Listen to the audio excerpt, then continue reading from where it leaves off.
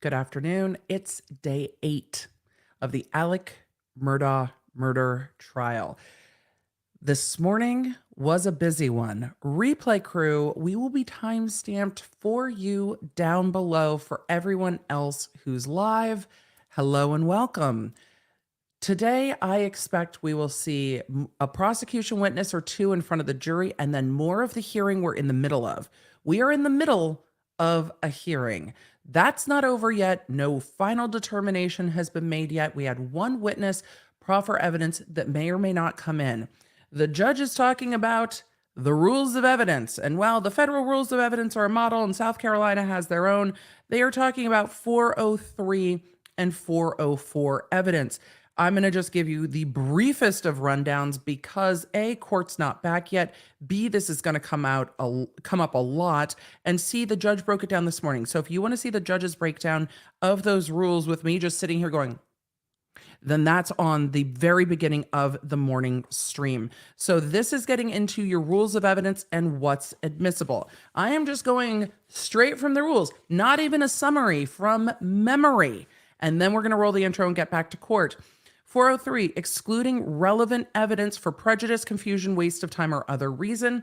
The court may exclude relevant evidence if its probative value is substantially outweighed by danger of one or more of the following: unfair prejudice, confusing the jury, confusing the issues, misleading the jury, undue delay, waste of time, or needlessly presenting cumulative evidence. So the judge is in this realm of, is it included or excluded when we get into character, motive, and motive we'll talk about on 404 a little bit. But is it overwhelmingly prejudicial? What the court wants to make sure they avoid, and what appellate courts are so critical of, is you don't want to convict someone because they did all this other stuff. You need to make sure that if the jury is finding him guilty of murder, they are finding him guilty of murder because they think he committed the murder, not because they think he did all this other shit, and that means he's probably guilty. We don't want to get to more likely than not. You need beyond a reasonable doubt on this murder. The prosecution is arguing to explain the context of why would this loving father who had a perfect relationship with his wife and son commit these acts. Then the prosecution is saying we need to show more. We need to show everything going on, and we need to be able to ask witnesses about the financial crimes and the other things that were going on in Alec Murdaugh's life, what his state of mind was, what he knew when he came home on June 7th that they didn't know. I also think it explains some of but he was acting like everything was fine. And well, he had just gotten confronted at work about $792,000 that was missing. Was everything fine or not? The defense is going to flip it too, saying, well, he didn't need to kill his wife and son because the empathy and sympathy he was getting because his father was dying was enough to pause those inquiries. And I think that's really important. So if I said day 8, I'm sorry, it's day 9. Thank you. My mods have reminded me. I've been talking for so many days now, I don't even remember where we're at, because really this trial picked up yesterday afternoon and has just been like, whew.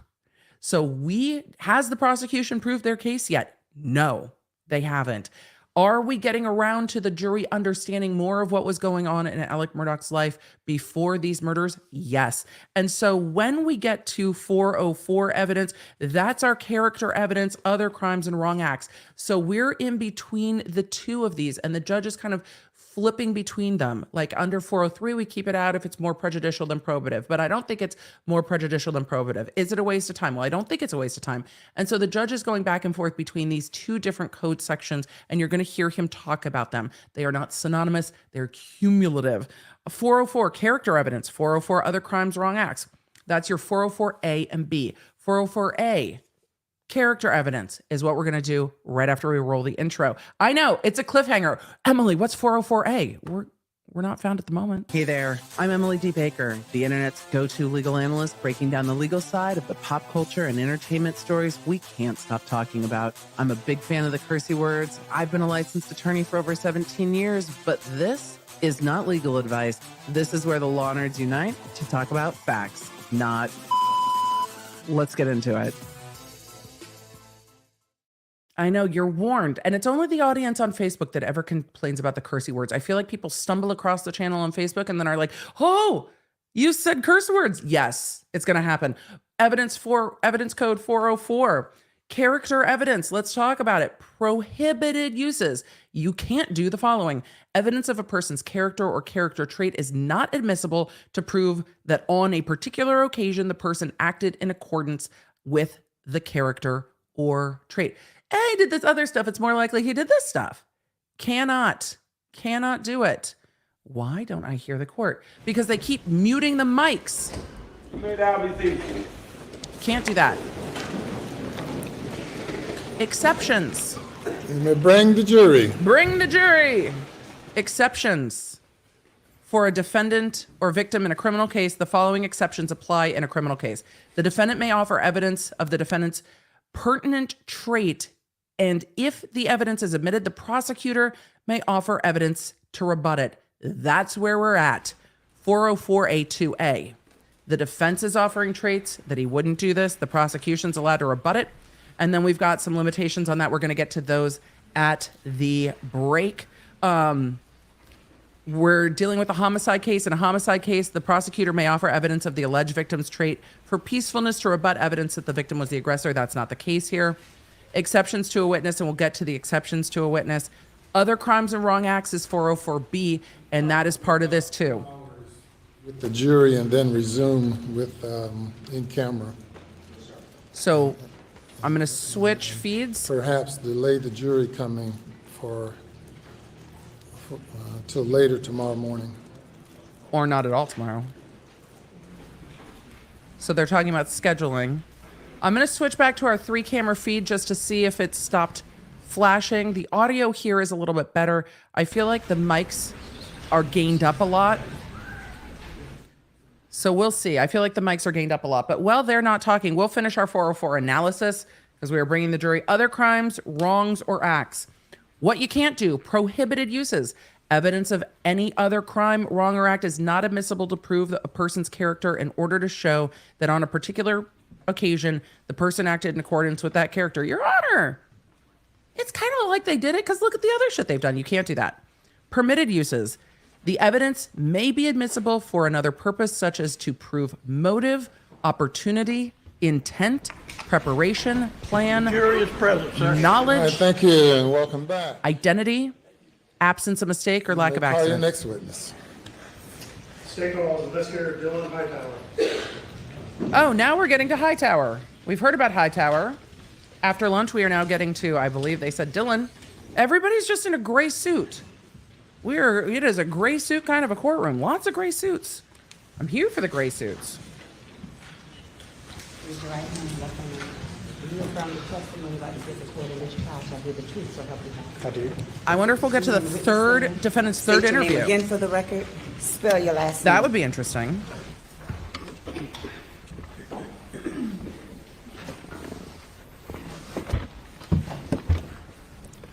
My name is Dylan Hightower, Hightower. Investigator Hightower, good afternoon. Good afternoon, sir. Where are you employed, sir? I currently work for the 14th Circuit Solicitor's Office as an investigator. I also supervise the Criminal Intelligence Unit within our office. He's the one who downloaded What the is the 14th Celebrate Circuit Solicitor's on Office? interview 2. The District Attorney of the 14th Circuit, which is comprised of 5 counties, Allendale, Beaufort, Colleton, Hampton, and Jasper counties. Our Alec office worked? handles all general sessions-related Where he criminal worked? offenses in court. All right. And specifically your role as an investigator, what are your duties at the 14th Circuit Solicitor's Office? Yes, sir. My duties are to prepare cases for trial, locate and identify witnesses, interview witnesses, obtain any additional evidence that may be needed prior to trial. We also prepare witness testimony for all of our Investigator. potential witnesses for all of our trials. Also, outside of preparing cases for trial, I assist with local, state, and federal law enforcement agencies with active and criminal investigations. Okay. And can you just briefly describe your background in law enforcement that led to your employment at the 14th Circuit Solicitor's He Office? downloaded the Yes, Celebrate so during in the second. 2010, I graduated from the University of South Carolina in Columbia with a Bachelor of Arts degree in sociology.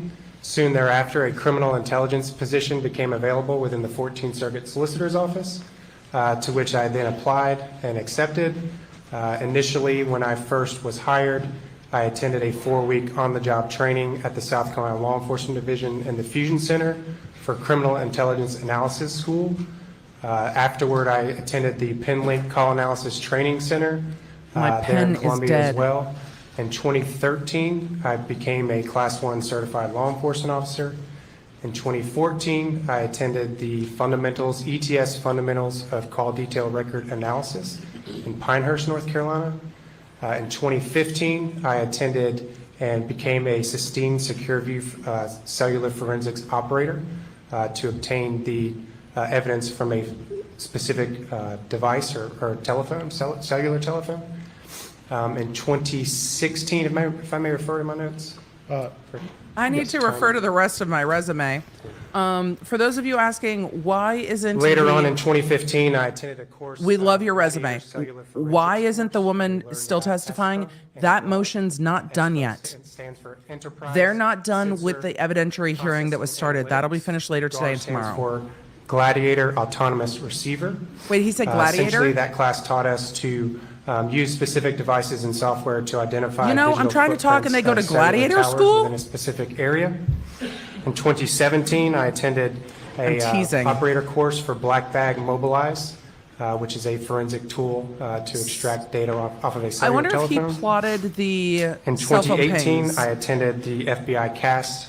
CAST stands for Cellular Analysis Survey Team on a class He might be doing the cell involving phone historical cell site analysis, which Yes. identifies tower activity, tower orientation, Cell sector towers. information of incoming and outgoing calls on a specific telephone number. And Investigator Hightower, I'm gonna stop you there. Back Uh, to forensics. So as part of your job as investigator, Yes, he went to 14th gladiator school. Your I'm role just is going with to, that. help with cell records and cell tower Being facetious. information, correct? Yes, sir, among other things. And you've also had training on downloading and doing extracts. Are you or are you from not a phones as well, gladiator? correct? I do, yes, sir. Okay. All right. Is it unusual for you to respond to murder scenes in the 14th Circuit? No, sir, not at all. And you personally met the defendant in this case, Mr. Alex Murdaugh, is that correct? Yes, sir, I did. All right. And Did you does, meet him before Mr. you- Alex Murdaugh, or at least at one point, have an association with the 14th Circuit Solicitor's Office? Yes, sir, he did. What was that association? He was identified as a volunteer solicitor within our office. All right. And when you say assistant solicitor, what does an So assistant weird. solicitor do? It's such an odd They thing to prosecute allow. cases in General Sessions Court. Just And, to help out. You've, in your role, you've participated in a number of trials before, correct? I have. I've been doing this for approximately coming up on 12 and a half years. Have you had an opportunity to participate in any trials with the defendant, Richard or Alexander Murdaugh? Yes, sir, there was one. Because And there was approximately only when ever was that? one. Probably 2015, 2016. It was a murder case out of Hampton County. And what role did Mr. Alexander Murdaugh fill in that case? He was essentially one of the prosecutors on the case. His father, Randolph Murdaugh, was technically the lead on the case and who I spoke with and met with prior to my testimony in the trial. Okay. All right. Let's move forward to June 8th of 2021. You recall that day, sir? Yes, sir, I do. And did you have an occasion to respond to 4147 Moselle Road here in Counsel? Hampton, or Colleton County? Can you Yes, just, sir, I did. All right. And can you just briefly explain Stop how walking? you became involved in why you Please? responded out there on that day? So that morning, multiple phone calls were crossing through multiple employees throughout our office regarding the incident. There you go. that Stand there. occurred. Just plant it right there. We then all. Stop, stay. We being myself, two other investigators, my solicitor, and my deputy solicitor, traveled to SLED Low Country here in Walterboro and attended a briefing Chad, involving I all see the you law being, I'll be your enforcement solicitor. agencies, I responsible see for the you. investigation. Chad, I see you. During that briefing, we learned more about the particulars of what had occurred. And then afterward, we had all traveled together in multiple vehicles to 4147 Moselle Road. Okay. So yourself and several other 14th Circuit investigators responded, correct? Yes, sir. I drove with one other investigator riding with me. One additional investigator met us there. Captain Ryan Neal with the South Carolina Law Enforcement Division was in the vehicle with Solicitor Stone and Deputy Solicitor Thornton. And now, you just testified that it's not unusual for you yourself to respond to murder scenes, correct? No, sir. And all of the murder cases that I've been involved with, 100% And any Chat's type not of criminal wrong. proceeding, probably 95% of those scenes I've actually gone to. Okay. 95%, that's a lot of scenes. Was it unusual for the solicitor to respond to a scene? They waking that you up out of quickly bed all the after time? An incident, Ugh. in your experience? No, sir, not at all. Again, we, as a staff involved with the prosecution team, we had always traveled to a crime scene if we go to a courtroom. All right, and just so it's clear, I don't know if you said it yet, but who is the solicitor of the 14th Circuit? Solicitor's Duffy Stone. And he'd be your direct boss, right? I go through the deputy solicitor, Sean Thornton, but He'd be the ultimate boss. the ultimate boss is Solicitor Stone, yes, sir. At the And DA's once you got office, to the I had like scene, 7 bosses at any what given did you time. do?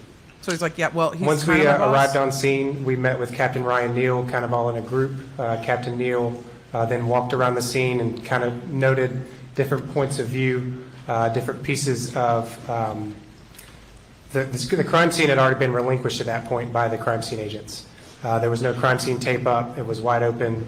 There are multiple members of the law firm there, other SLED agents as well. It was absolutely We had a all wide kind of open walked around crime the scene, scene. around the Facts. barn, around the kennels, identified the points of interest of where each of the bodies were with Paul and Maggie, and then kind of circulated around the property and got a better visual of what all actually occurred. Before the solicitor's office Um, recused themselves. And while you're there, did you bring any equipment with you to help aid in the investigation? Yes, sir, I did. What did you bring? Our 14th Circuit Solicitor's Office drone. Okay. I'm going to show you Oh, we some did the drone pictures. footage. Let's see, they are We marked saw some drone footage earlier, Exhibit 242, days and days and days ago. 241, 240, Sandra, I'll now know when the bots come 239. back in how they got summoned. Those bots got summoned this morning. 237. We saw the drone earlier. I just wish him and this attorney had pictures apart. coordinated their outfits a little better. 238. I'm teasing.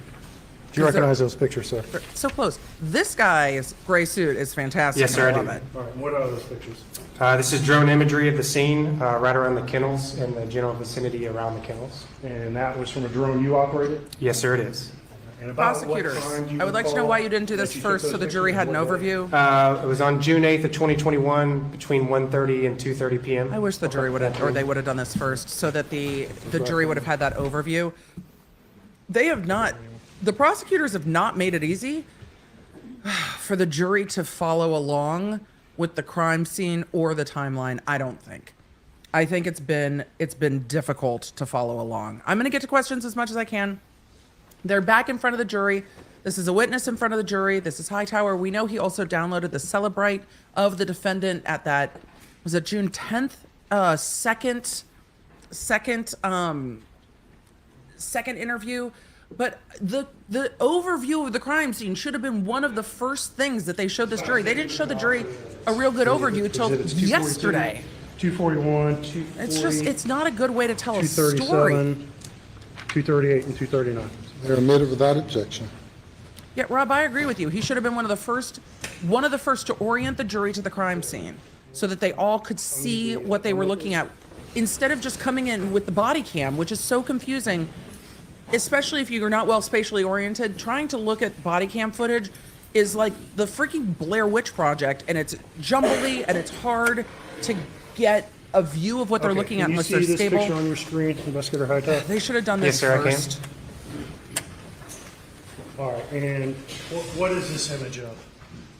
So this is closest kind of in the direction of the house, looking back towards the hangar area, as well as the dog kennels off to your right. Defendant's head My bobbing again. There was no vehicle, head bobbing is this right morning. dead center in the picture, and then other SLED agents' vehicles were over on the left. Okay. And I'm going to ask you to step down real quick to point out a couple things, if you don't mind. Don't put your back to the jury, folks. They've done it day over day. They've put their back to the jury. It makes me Can crazy. you point out, from what you were told when you were on scene, approximately where Paul Murdaugh's body was found on that picture?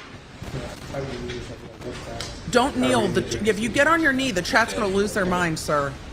Thank you. Paul's body was right here near the dog kennels. Okay, and where was Maggie's body?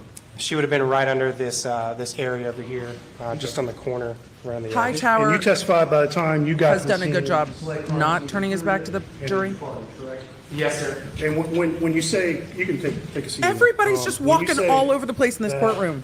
the crime scene had cleared, what does that mean to you? It was no longer an active crime scene. Once the crime scene tape is removed, it's no longer active. Chad, you other can tell he's not with individuals SLED. He doesn't have a could beard. walk and view the crime scene at that point. Yes, sir, that is correct.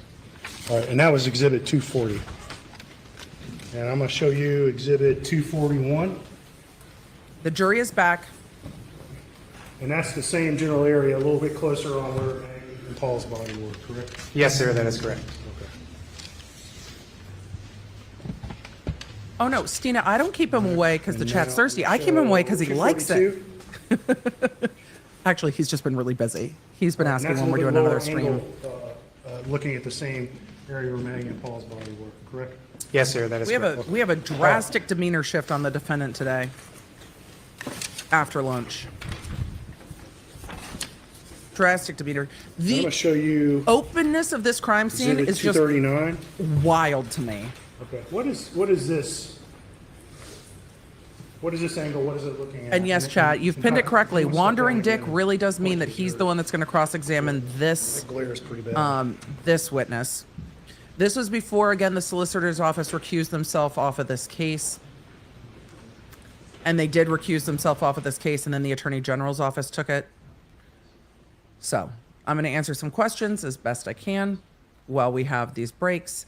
It's just interesting to see the difference in Yeah, demeanor. that's better. Okay, so at the top of this picture, in kind of the center, what is? I have what is not that? seen that at the end of the So kennel this here is video. the I will residence, watch. 4147 again. Moselle Road. That's the actual residence. This is the field between the residence and the kennels. Again, the kennels, the edge of the kennels is right there. So you can see the top of the hangar there as well. So this is a direction looking directly over the hangar, pointing directly back towards the residence. Oh no, Iceman, my under eye bags will tell you that I have not slept nearly I want enough. to call your attention to this line of trees right here. You see that? sir? I've slept Yes, more sir, during I this did. trial than when This I was picture doing is- trials you can myself, take a though. seat. This picture was taken again when? These were taken on the afternoon of June 8th, 2021. I appreciate him waiting till he And got you back see to the some pine mic to trees kind of answer. running diagonally between the kennels and the house, correct? Yes, sir, you do. And you were out there at the scene personally, correct? I was. And from the best of your recollection, can you remember the approximate height of most of these trees at that time? I would approximate probably 6, 7, maybe 8 feet on certain ones. But you did get a clear channel, a clear view back towards the residence. Okay. And you've been out there more recently, haven't you? Yes, sir, I have. And did you notice any differences with those trees, at least present day compared to Did they grow? June of 2021? Yes, sir, it's much more overgrown than what it looks like in that picture. Have those trees grown higher? Much higher, yes, sir. That's kind of cutting off the defense's I'm argument going to that show you can't you, this is going to see. be exhibit You 238. can't see the kennels from the house, or you couldn't get an idea of the kennels And from the house. It's trying This is to. approximately the same angle, correct? The same angle, just the drone shifted backwards a little bit so you could actually see the full hangar, the full kennels, Okay. as well as the residence. The prosecution's trying to set up the, well, if you were at the kennels and then you went back to the house, you would have seen something, heard something, known something. That's what they're trying to set And up.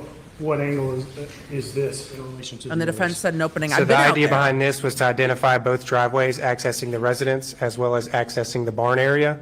So this is further back, kind of closest to the field area, looking back towards the hangar, the dog kennels, and the 2 driveways that you could travel or arrive onto the property. And this gives a good angle of those trees we were just discussing to show how closely they're spaced, correct? Yes, sir, that is correct. Yes, the stenographer is doing voice stenography. Let's step back a She's little bit. been a regular in this trial. Earlier in the day of June 8th, 2021. So I've seen her a lot. With the voice steno machine. While you're at the scene, did Maggie's cell phone come up in conversation? Yes, sir, it did. All right, describe the context of that. How did it come up and who was there when it came up? It was during the general overview of the scene.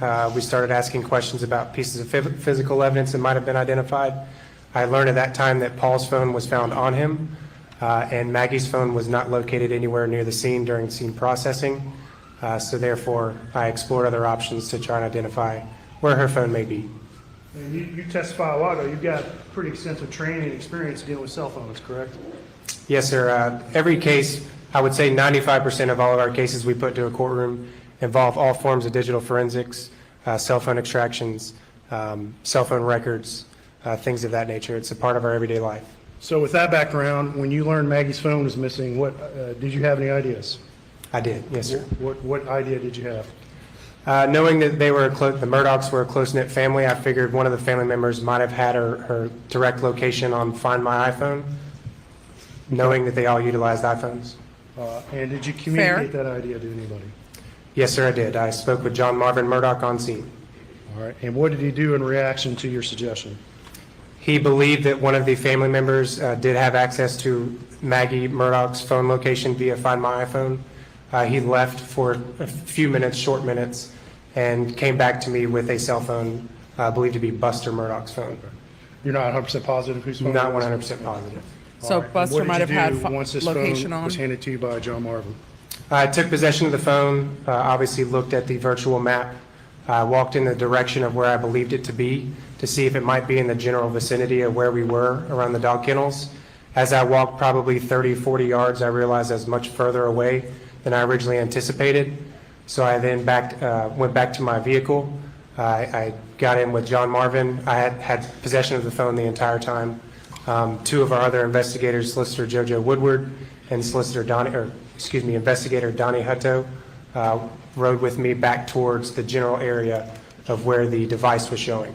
Well, that's way less Okay. sketch if law enforcement goes with the brother. And so you had this family phone the entire time, Buster is the correct? surviving son. Yes, sir, I did. And you were tracking to where Maggie's This phone makes way more exactly sense was. that law I was enforcement driving went and with looking John down at the Marvin. phone, making sure I was going in the proper direction. That makes more Approximately sense. how far did you drive? About a half a mile from the entrance to the barns, the driveway to the barns. Which entrance? I'm going to show you what's been marked as Exhibit 227. Do you recognize that? Yes, sir, I do. And what is that? That's an overview from Google Maps that shows both the residence as well as the general location of where I ultimately located Maggie Murdaugh's phone along the edge of Moselle Road. And you prepared that? I to show did. the location? Yes, sir. Donna, Buster showed up sometime that night. He was called and he drove in. We hear Alec talk about it in the first interview that night. He's answering phones because he's trying to figure out when Buster is getting to the house. So once Buster learned of the murders, he drove to the scene. So this is the next morning. Buster's already arrived at the crime scene by the next morning. So he came back when he learned of the murders. So Buster was there. Alec was talking about it on that first interview the State night News of the murders. 227 new evidence.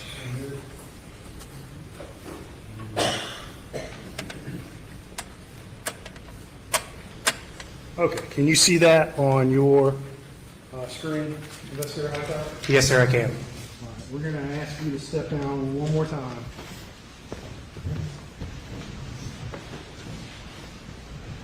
All right. He says On one more this time, but I don't believe him. overview, Can you point out where the residence is for 4147 Moselle?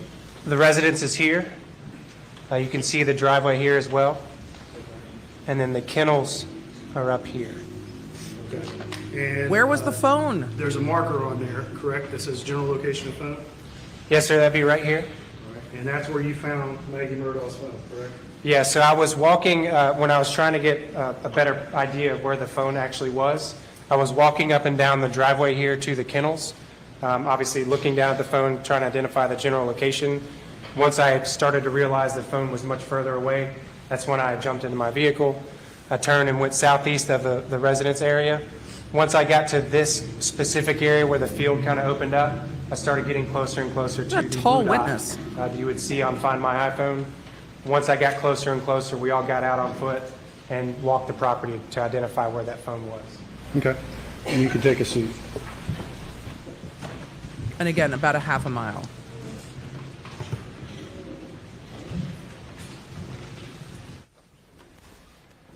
Interesting. The courtroom needs a podium. It's in the back corner. The podium's like buried in the back corner. I think there's a lot of people in this courtroom and it's not used to having this many, but it's a mess. There are people everywhere. I don't know if they're used to having these screens and there's a lot of stuff going on in this courtroom.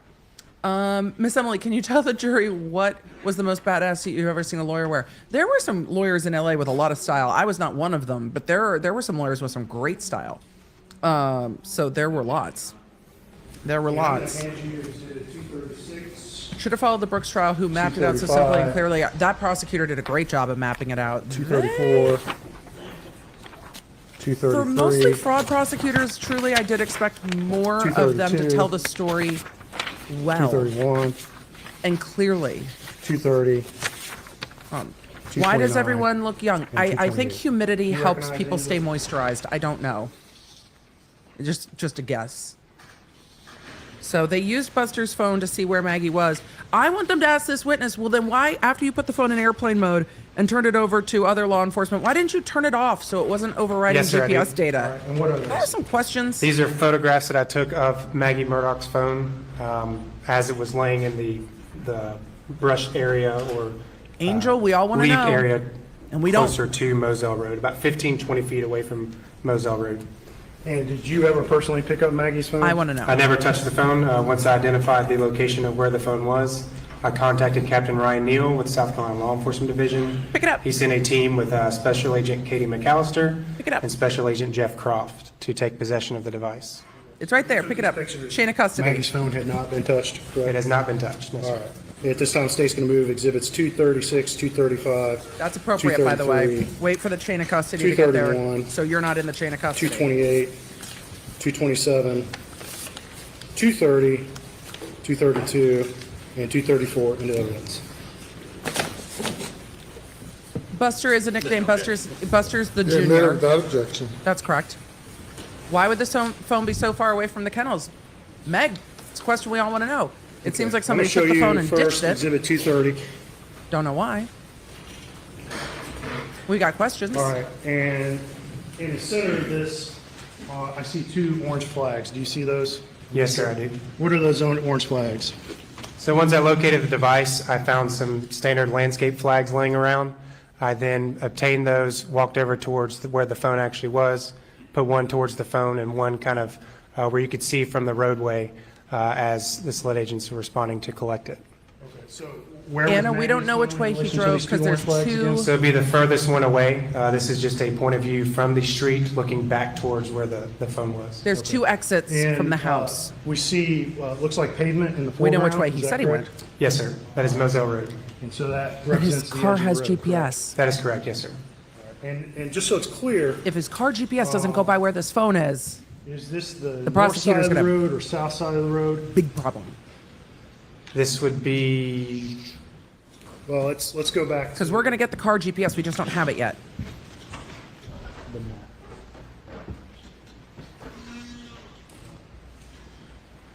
Let's go back to exhibit 227. So this, is this represent north-south is up and down on this map you prepared? yes, sir, it does. Okay, all right. So was the phone found on the right side of Moselle Road on this picture or the left side? It would be on the right side, Darren, from this angle.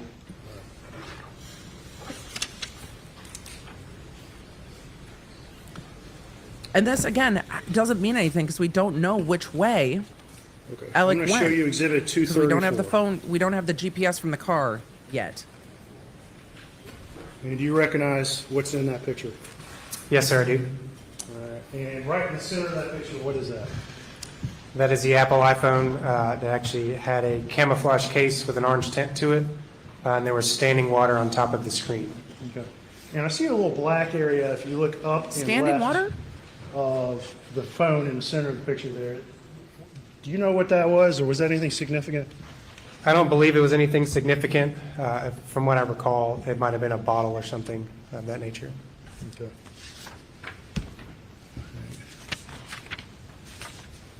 Like gonna show somebody now threw it exhibit out the car with 231. other things? If somebody threw it out the car with other things and it was a bottle that people can drink out of and have DNA on, why I wouldn't you take believe the in the center of bottle? this picture, towards the bottom, Just what is that? saying. That is the cell phone identified as Maggie Murdaugh's phone.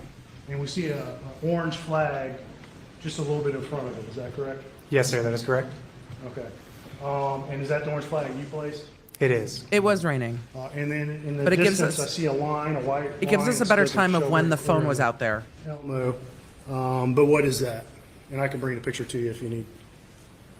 Well, I could explain what this picture is of, looking back towards, because based off the glare, I can't even see the roadway. Right. I'll show you. Based on the glare, I can't even see it. But it gives us a little more timing of when the phone was out there because we On know when this- the rain came in. This far line here, what is that? This back here? In front of that. Okay, that this white. is 40, this is Moselle Road Okay. here. This is just on the opposite side of the cell phone, looking back towards the field area. The And trees moving for like line of it'll help. reference to identify where it was actually located. Okay. All right, and can you approximate the distance from the road that you found this phone? I did not step it off or measure it, but I would Why? say between 15 and 20 feet. Okay.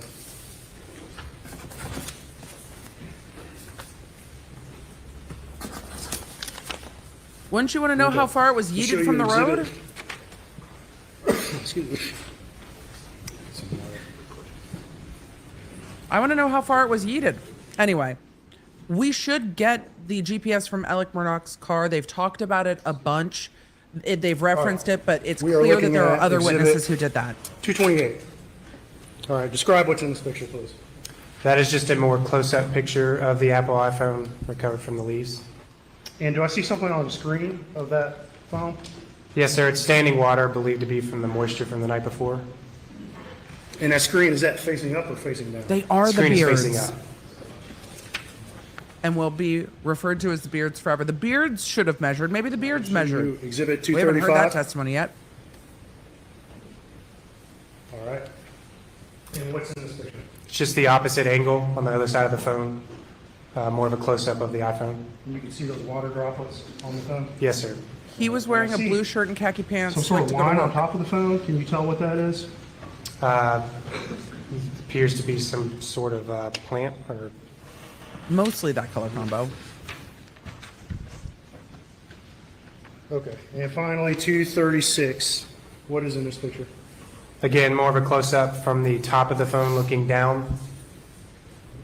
Okay.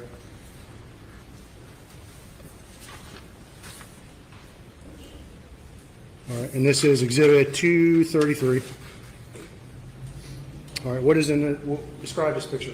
So the reason behind this is to obviously identify the location of where the device was. I had walked out to Moselle Road, gotten to the center of the roadway, and taken a picture of the trees in the field directly on the opposite side of the road of where the phone was found. Okay. I can't believe they didn't actually mark it. I hope somebody did. It All might right, not have been and this witness is to do. Exhibit 232. I hope somebody marked it from the Describe road. this picture, please.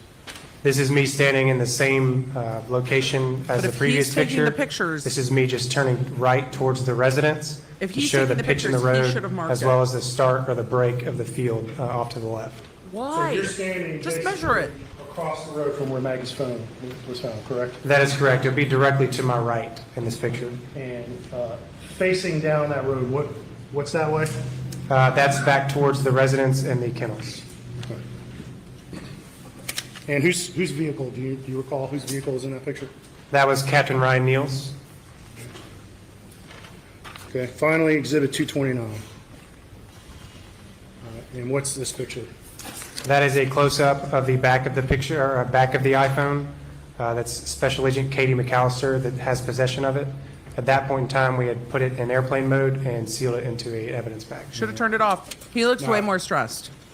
You did not physically pick the phone up, correct? I never once touched the phone, yes, sir. You observed it being picked up, correct? I did, yes, sir. And we heard from that witness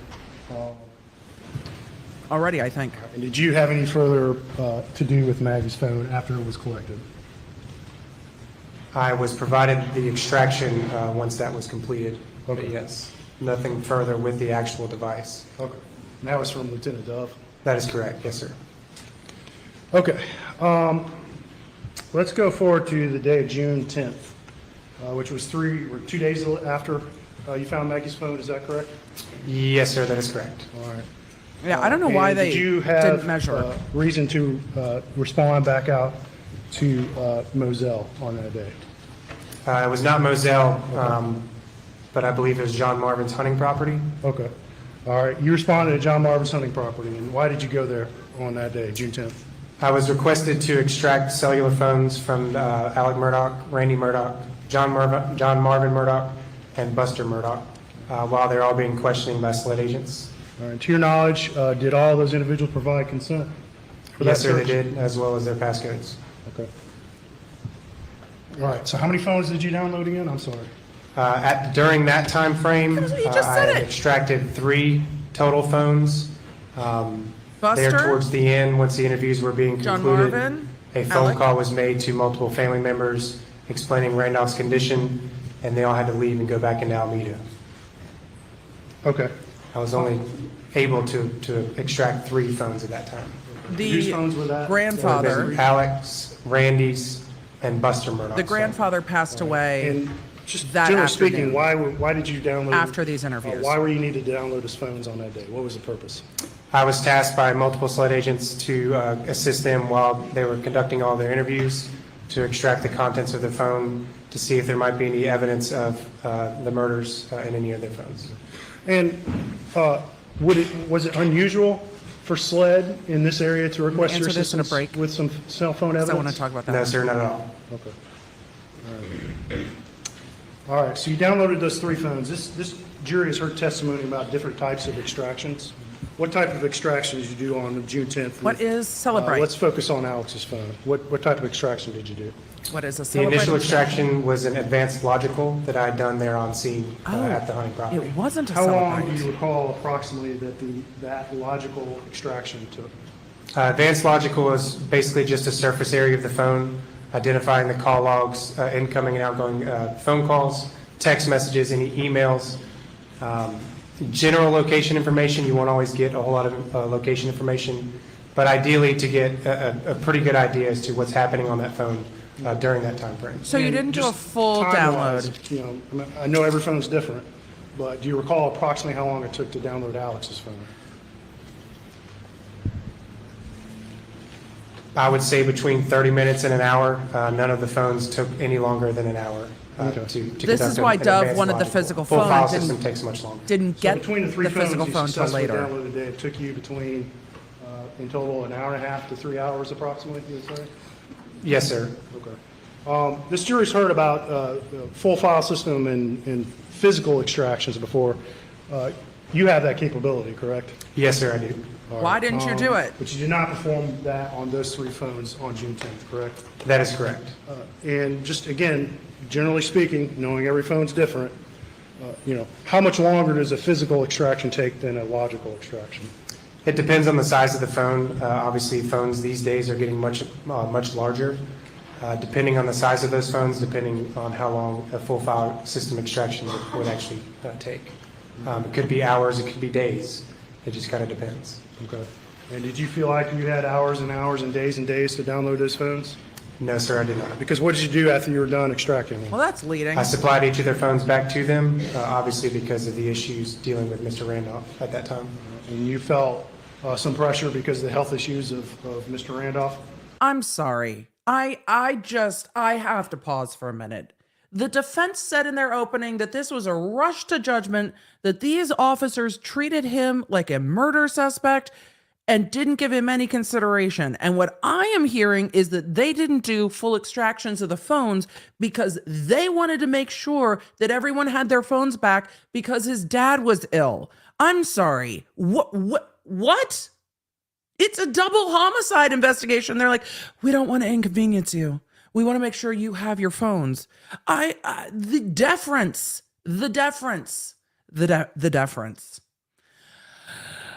Also the leading. To return their phones to them so they could take care of family business? Yes, sir, that is correct. Okay. All right. And so you said a minute ago, so all you removed from these phones was that surface layer of information, correct? Is that what you? Yes, sir. All right. And that surface information includes text and call logs, pictures and videos and that sort of thing, correct? Yes, sir, it does. And you said sometimes you get some location data, but not always, correct? That is correct, yes, sir. All right. Now, And the defense is going to in say, relation see, to they did a Alex's shit phone, investigation. Was there a concern about his status as an attorney on that? Yes, sir, there was. Oh, And that phone back to could taint. potentially contain privileged information, correct? Yes, sir, that is correct. All right, so you did the raw download, logical download, and did you initially look at anything on Alex's phone on June 10th? I did not. I was, once the extraction was completed, I obtained the UFDX file, which is the raw file for a Celebrite file. I then transferred that electronically over to Sergeant Paul McManigal with the Charleston County Sheriff's Office, who also serves in the United States Secret Service Task Force, the Cyber Crime Task Force. I also did that with Randy Murdaugh's phone as well. So I sent him 2 of the UFDX raw files from Celebrite for him to dump into what's called physical analyzer to extract the data. At that time, a taint attorney was assigned from the Ninth Circuit Solicitor's Office. She had met with Sergeant McManigal and gone over all of the attorney-client privilege information, and I was provided a working copy of Alec Murdaugh's phone from Paul McManigal a few days after that. Okay. But just so it's clear, you said she was from the Ninth Circuit? That is correct, yes, sir. And that's a totally separate office from your circuit, correct? Yes, sir, it is. We are back to the taint attorneys because Alec and his Once you brother are both received, attorneys and they have this, privileged information on their redacted, phone. Logical phone extraction from Sergeant McManigal, what did you do next? I opened it in what's called Celebrite Reader, which is an executable file The defense is that allows gonna you to use go this in and against view them. the contents of the phone. It's essentially a dashboard Yes, they that allows you to maneuver around the device itself in a more readable format and identify incoming, outgoing calls, read text messages, any type of emails, photographs, videos, or anything that might be in that person's camera roll. And in the course of your assistance to this investigation, did you acquire any other records to assist you in looking through these phones? Yes, sir, I did. What did you acquire? I was supplied with all of the call detail records from Verizon for all of the parties that we had obtained information on or obtained a search warrant on to identify ideally location information. What I like to do in my cases, if we have a phone extraction as well as phone records, I like to compare the two and identify any discrepancies or any issues that might occur. But the call detail records allow you to obtain location information if you don't get it from the Celebrite extraction. Okay. I don't know why no one's objecting. I don't know why no one's objecting. I don't know why no one's objecting. Cell records for Mr. Alex Murdaugh and some other individuals, correct? Yes, sir, I did. I thought And the those defense records might have be a been little entered, into feistier evidence, after yesterday, It's but 268, correct? nope. I believe so, yes, sir. All right. And you said, you just testified that you took those cell phone records, which, to remind a jury, that's information that's stored by who? By Verizon, in this case Verizon, but All right. yes. By the cell company, correct? Yes, sir. All right. And you compared it to the information you found on these phones, correct? I did, yes, sir. And specifically, with Alex's phone, what did you discover when you're comparing these phone records to the phone itself, the call log? Once I started, I essentially built a digital timeline of all forms of digital evidence that we had during that time frame, and it was kind of a working copy. During that time frame, I compared the call logs from the extraction or from the actual device to the phone logs that I saw in the call detail records provided from Verizon. On the date in question on June 7th, I only saw 2 FaceTime calls on the phone extraction, and I saw a series of around 73 phone calls on the Verizon call detail record. Okay. And what did that tell you when you saw that missing information? It could be a multitude of things. They were either removed by the user or the one responsible for using the device. It could have overlapped from the call log history.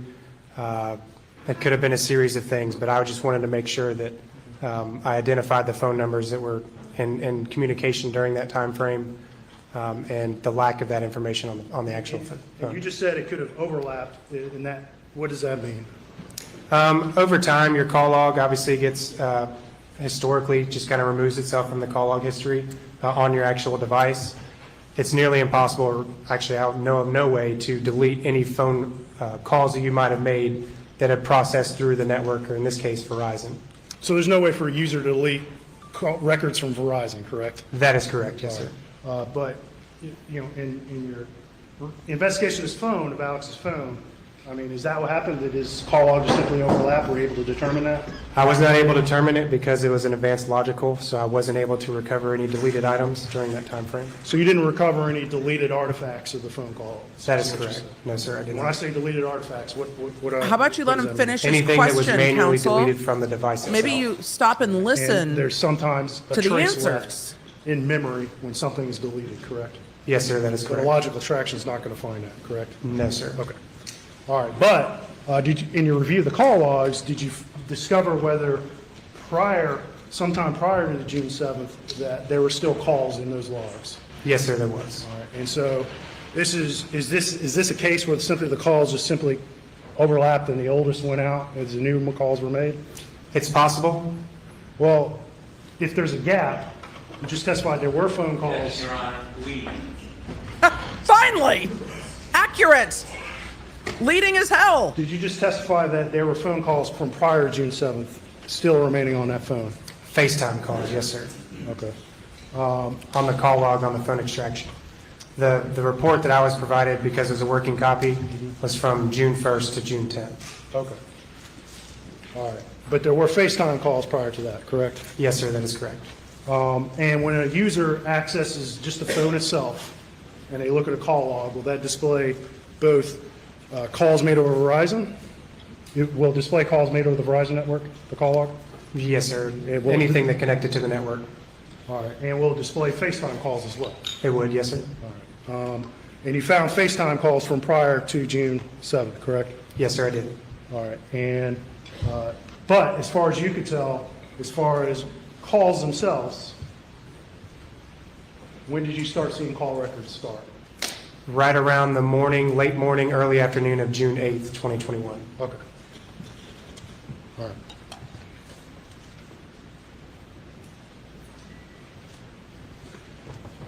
And is there, other than this overlapping situation, is there any other way that you're aware of that could have removed that gap in phone call logs? If the user went in and manually removed it themselves. But there's no other automatic process other than what we've already discussed? No, sir. And did you discuss with Sergeant McManigal whether his process in redacting certain things, did that process remove any call logs from that download? Yes, sir, I did review with Sergeant McManigal, and obviously, we had discussed the results that were provided to me, and we both agreed on the same opinion. All right. And that Sergeant McManigal did not remove those records, correct? That is correct. For this witness. Yes, sir. I really miss the defense attorney with the beard who does the tech already. I already miss it. Understand you. I already- sort of an alien I already concept, miss the him. Solicitor's office going to murder scenes. You go to a bunch of murder scenes? Yes, sir. Among my other duties, I am involved with the ATF. I'm a task force officer with the ATF, the Bureau of Alcohol, Tobacco, and Firearms out of Charleston. So I do some proactive roles there, as well as reactive roles in investigating crimes that will ultimately be my case anyways and come into a court. If they arrest somebody. If they arrest somebody, in some cases, and when no arrests are made, yes, sir. When they're what? In some cases, when no arrests are made, I would still arrive or respond to the crime scene. And you took. You don't know if an arrest was made Solicitor necessarily. Duffy Stone with you, the chief prosecutor for the circuit, right?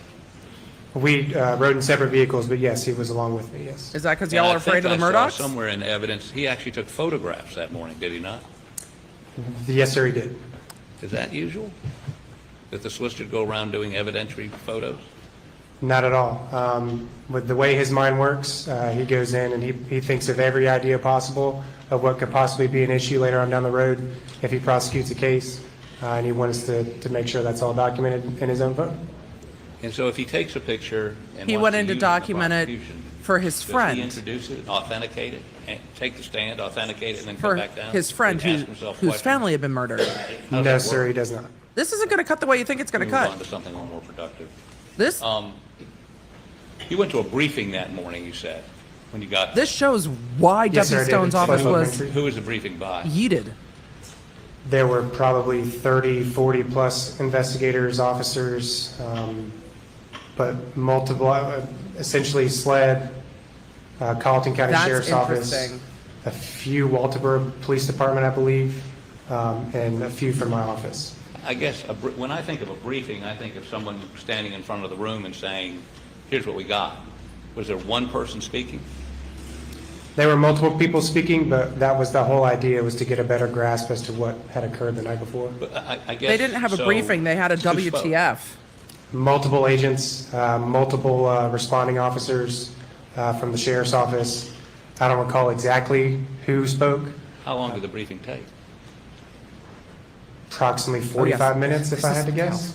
That's the cavalry You have no looking to specific solve memory this of any murder. specific person saying any specific thing. There were multiple people speaking, going over the, So the answer is no. I do not recall exact people's names and exactly what they said. No, sir. Do you recall any one person that spoke? I know Captain Ryan Neal spoke, Special Agent David Owen spoke. I believe Captain Jason Chapman with the Colleton County Sheriff's Office spoke. There was a multitude of people talking about different things that they had seen the night before or the morning of. Had they indicated to you, any one of those people, that they had a suspect, that they were focused on any particular person? No, sir. Did they have an explanation for anything? I mean, at that point, was there some theory about No what happened? suspect. At that point in time, we were trying to identify all the physical pieces of evidence as well as obtain and preserve all digital pieces of evidence to make sure we had a strong enough case moving Were forward. you aware that the Colleton County Sheriff's Department had issued a statement to the public saying, there's nothing to be afraid of, people, this is not something that you should view as a threat? No, sir, I'm not aware of that media release. You did not hear anything? Nobody's like that? aware of that media Well, release. let me It ask you happened, this. but nobody's aware of If you it. had an active shooter at large, would police take any proactive steps? Would they put up roadblocks, or would they put out a statement, look, we've got two people brutally murdered, and we don't know who did it, so keep your doors locked. Be careful about if you see somebody They in might the have thought woods the family or was being walking along the targeted. road. I mean, you see these, unfortunately, much too often these days, but did you? Your Honor, object. Ms. Harp only seems to be testifying. Are we getting to a question? Excuse Yeah, the me, question is, did y'all counsel, do any- that's did a you see speaking any- not objection. you. Did you see any evidence So maybe of just that, object with the legal or hear grounds. any evidence of that morning? But yes, Dick testifies a lot. Not that I recall, no, sir. Okay. Not that I recall means, Yes. I don't Avid reader. remember. I wasn't That's the focused proper on objection. what was on the media. okay, at that time. but did you see any roadblocks? No, sir, I did not. Did you see anybody searching fields or the woods around the place? There were multiple tasks that were provided to each investigator during the briefing, and multiple people went out and did their own thing of whatever they were tasked with. Do you remember what those tasks were? Following up with potential witnesses. Right, but I'm talking about, did you see anybody going through the woods armed, looking for a person or persons? No, sir, I did not. Okay, you didn't see any roadblocks, you didn't see any active search for a suspect, in the sense of somebody was armed, well, they knew at that point there were spent shotgun shells and spent blackout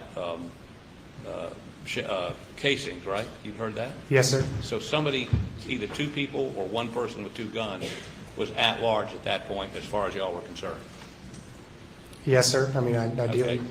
Did any of those agents indicate during your briefing that they felt that there was somebody at large that posed a danger to the community? Objection Did you hear any of that? hearsay. I don't believe so. Okay. I don't know how that has any So, effect on him. Let me find the critical element here. So,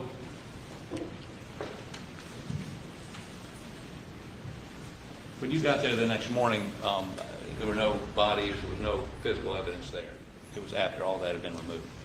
All the bodies have been removed. All of the trash from the crime scene agents were stacked up. You could see some blood stains in the ground, and as well as some body matter over towards the dog kennels. And I'm not going to belabor this and put these pictures up. but Really? You had a drone up, right? Yes, sir, I did. And did you ever go up to the residence? I did not go all the way to the residence. No, sir.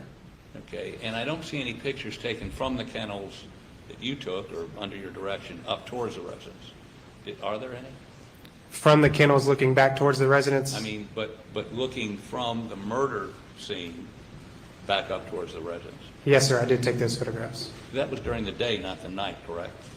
Yes, sir, that is correct. Okay, so you don't know what somebody from the house could see at night looking down towards the kennel? No, sir. Okay, I just want to make sure it was clear that. Well, weren't Dick, you testifying testified in your somebody opening. up You've at been the up there and house you at could night see would it. have an unobstructed So- view of where the bodies were found. He's testifying for the front of again. the kennels. You're not testifying to that, are you? No, sir, I'm not. Okay. So, let's talk a little bit Soliloquy. That's not what you're saying, right? the phone. Oh. I had the exhibit number of the phone down. You don't know it off the top of Such your an head, do you? interesting Anybody? style, isn't it? What? Oh, up there, okay. It's, I think it's 204, which I would find in that box. I mean, he wanders less, which is helpful. I appreciate that he wanders Look for less, that. If you continue to look for that, I appreciate it. because the wandering is a whole situation. You indicated the distance from the shoulder to the road, shoulder of the road to the phone was about 15 to 20 feet? Yes, sir. Okay. And you took a number, did you take those pictures? of Why the didn't you phone? Yes, sir, measure I it? did. Was there any other person there taking pictures other than you? I was the only one with a camera, so I took the photographs. Okay. And Wait, I thought the were solicitor you had a there camera. the entire time? Was he just at until the house? phone was removed? Yes, sir, I was. I stayed right next to the phone until Special Agent Jeff Croft and Special Agent Katie McAllister arrived on scene. And then he was They like, took possession of the It's here. cellular phone It's and placed it into here. an evidence bag. Okay, and during that period of time, did any sort of forensic team come up and measure how far the phone was from the shoulder of the road? No, sir, they did not. Did anyone attempt to come up with a specific location? none of y'all have a in terms of measuring tape? measurements, a forensic assessment of where that phone was? No, sir. Why? And the, I agree with Dick on this one. Like, why? Introduced. Why wouldn't you just do that? The phone's not going anywhere. It's not going to rain anymore. Don't you think it's important? When you find the phone that is walked off a murder scene a half a mile from the house, you don't know what's important and what's not important. You just need to measure it. And if there's a bottle right by the phone, it might be discarded trash, or it might have been thrown out to try to break the phone. That looks like the case. And the But if you're phone going to break the phone in a separated. car, you should probably just run it over. But I'm not giving advice. It's just odd. Like, why not just... All of the opportunities to be, like, abundantly cautious is just not present in this investigation. Oh my God, the worst unboxing ever. I'm turning it down as much as I can, and that is This still is the loud. actual phone, is that correct? Based off of this case, I remember seeing a camo and an orange labeled case. If somebody's written on this, that's not you. No, sir, it's Because you not. never touched the phone. I did not, no, sir. All right. And this is a SIM card. What is a SIM card? It's stored within the device. It's a secondary form of We don't even know if storage Dick for, has the right phone in cellular his device. hand at this point. And so if you, anything you do on the device is stored on the SIM card? Not necessarily, no, sir. What's stored on here? It depends on the network, depending on the provider that you utilize. Different providers. If they took the SIM offer card out, it different should have stopped resources getting through your GPS. SIM card. I wonder if that's not Maggie's phone. Did you ever examine the SIM card? I never examined anything on that phone, no, sir. He wasn't the cell phone examiner, and he doesn't You know did that's a Maggie's download, phone. but you didn't examine. Not on Maggie's. Oh, you didn't do Maggie's phone? I'm That's stand correct, yes, corrected. Okay, but somebody could look at the SIM card and get perhaps information that's not on the phone? Yeah, in some scenarios, yes, sir. Okay. Now, what I'm going to try to figure out Oh, good. by looking at these pictures while I hold this, I'll bring this phone back in just a minute.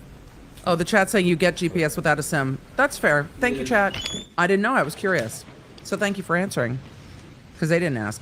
The problem is that Maggie's phone was overriding GPS because they didn't turn it off before they extracted it, which I do find to be an issue. They didn't need a Faraday bag, but they put it in airplane mode, but GPS still comes through, and stuff did get overwritten. They could have turned the phone off because they Is- had the passcode. Exhibit number, sorry.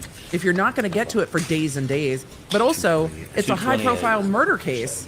Why are you not And getting that's to it for what days you and saw days? when you came on the phone, correct? Yes, sir, that is. And I think we see think he pointed it out a little while ago, there's pieces of straw and other things around it, right? Yes, sir. So you would agree with me, if someone had carefully walked over and placed this phone, there wouldn't be anything above it, because everything that straw would be under it, correct? It's possible, yes, sir. Okay. And in addition to that, did anybody forensically check the area around it to see if there were footprints? No, sir. I mean, it was heavily treed, heavily wooded, a lot of leaves. There, you could not see any foot impressions around that phone. Okay. A lot of leaves. So they didn't And see so, any. Is this sitting, I mean, when it's sitting there with the straw over it, is it sitting flat on the ground? Is it tilted? Is it, what do you remember? Does Or it look like don't? it did in the There was a pictures? slight tilt, probably centimeters, nothing major, nothing out of the ordinary around the phone, no holes, no pushed up leaves or anything like that. Nobody tried to bury So it. you couldn't, I mean, A wild hog didn't run off with it. strike that. Technically withdrawn, but whatevs. I still don't know that the phone he has in his hand is actually Maggie's phone. I'm not quite sure if he grabbed the other one, because this witness is saying that's not the right case. And I would think if that's going to become an issue, he would have pointed it out. I think he grabbed the wrong phone in evidence. Then he's like, iPhone, my phone. I'm going to try to answer some questions while Dick is trying to find his Okay, point. so, again, that's another picture taken by you. Mama Bear, of the same phone, maybe same it's just location, correct? they don't think of doing Yes, it because sir, they it never is. do It's it. heavily wooded in that area, correct? Right on the edge, yes, sir. And it's almost a thicket where you found this, right? There are bushes around it? Define a thicket. No bushes. There were a lot of trees A lot of trees and underbrush. and underbrush, yes, sir. Okay. So Are we going to argue nobody about actually whether took it was a thicket or measurements of not? where this was found. No one actually measured from the road, They sure didn't. nor did they measure. I mean, there's no way to figure out exactly, if you had to go back today and find the spot, could you find it? The exact spot? Within a couple of feet, yes, sir, I probably could, based off the angles of photographs that were originally taken. Okay. But you couldn't give us the exact spot. Right. I couldn't give you an exact step from the actual device to where Moselle Road was. Okay, this is exhibit number Yes, it is a shrubbery. 232. They needed all the shrubberies. And that's a vehicle Where on the the- same side of the road as where the phone was found. Is that correct? Yes, sir, that is correct. And so that car window that we see in this photo, the driver's side, Did the photographer just drop his camera? What the fuck just happened?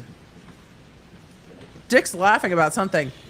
I wonder if the photographer knocked something over the because that's where the driver's side photographer's window sitting. would be 15 to 20 feet from where that phone was. What just correct? happened? I would add a few more feet just because of the roadway. Yes, sir. Okay, you add, so 28 to 30, 25 to 30 feet?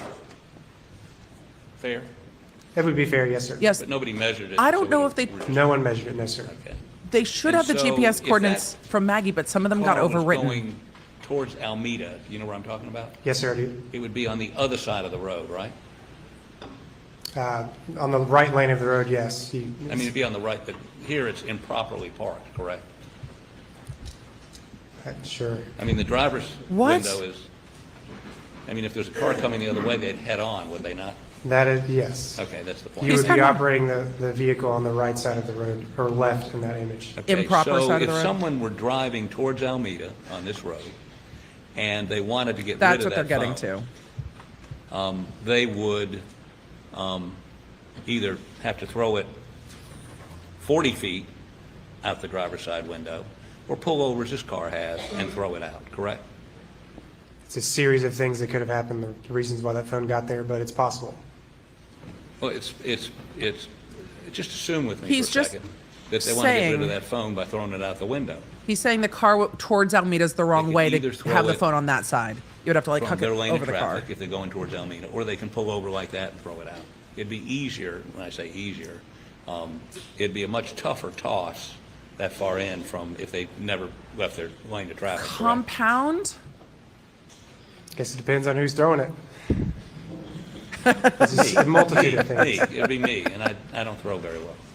Well, I do, so I could 100% make that throw. You can throw it from, okay, so we Well, didn't I have to do. change lanes, you just throw it out the window. Yes, sir, 100%. And you would Okay. throw it overhanded or underhanded? I'd throw it sideways, flick it. Sideways, okay. He's like, if I was going to huck a phone out a window, I would do it this way. Whoop. I believe what the witness has So- described as a yeet, a full There's yeet. no way to tell, we don't know, if somebody threw it out. This might be our 15 minutes of fame moment. Driver's side window. It's a country road at night.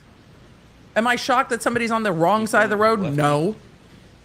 If somebody's driving the other side down the road, how many people are driving down this I mean, you road? said you could toss it pretty far. I would throw it with my left hand from the driver's side and could easily land it to where it actually was found and Yeet. located in the woods.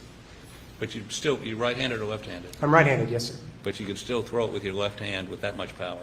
Yes, sir, 100%. He's like, it's not that far, bro. Okay, now, It's not let going me the way ask you Dick this. When you expected. found it, you wanted That's to put funny. it, in- or somebody with you wanted to put it in airplane mode, right?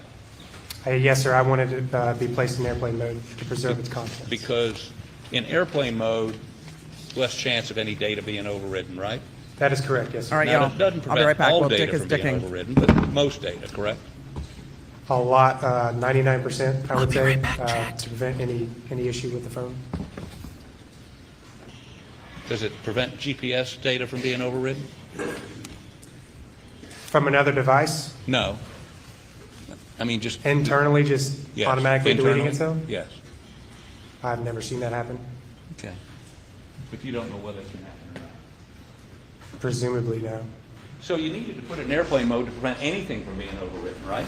Any outside tampering from another device that had access to its iCloud And information? you told the agents with you, I want to put it in airplane mode, right?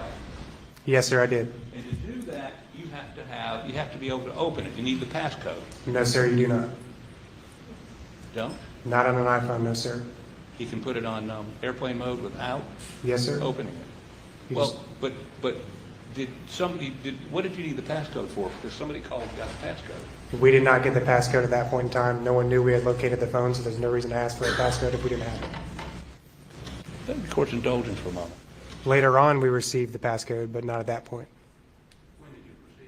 I was not present. I did not analyze the device, so Was it at the scene or was it somewhere else? I do not recall. I was not there.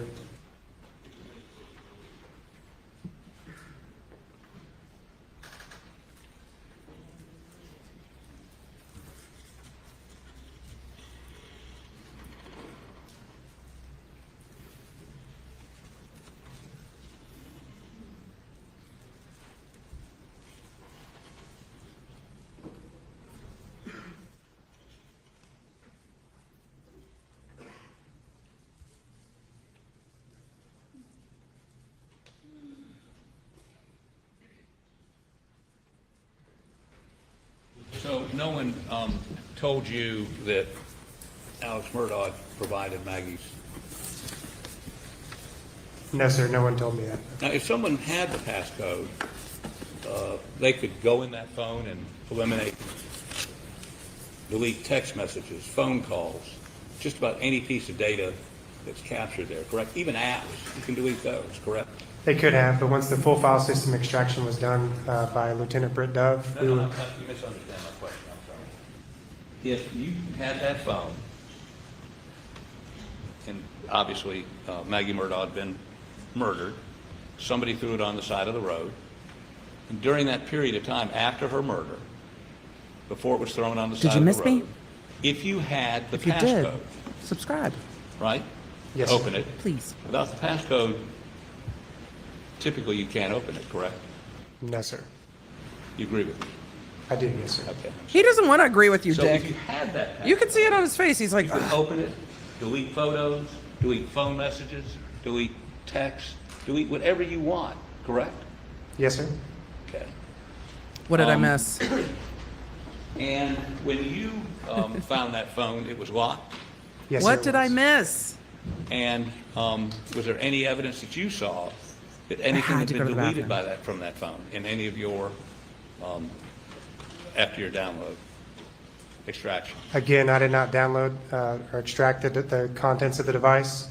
The only thing that I saw was the home screen and I'll made go back sure and that the watch. airplane mode was applied at that point, and then it was placed into an evidence bag. We never got past that lock screen or home screen that allows us to turn on airplane A mode. different evidence did.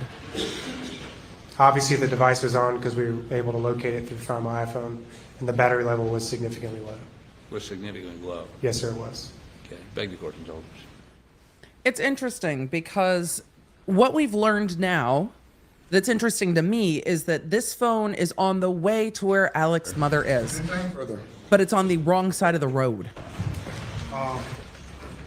We talked about the call logs. Are you going to ask about yeeting? And so you downloaded Alex's phone on June 10th, correct? We're on redirect? Yes, sir, that is correct. 3 days after the murder, correct?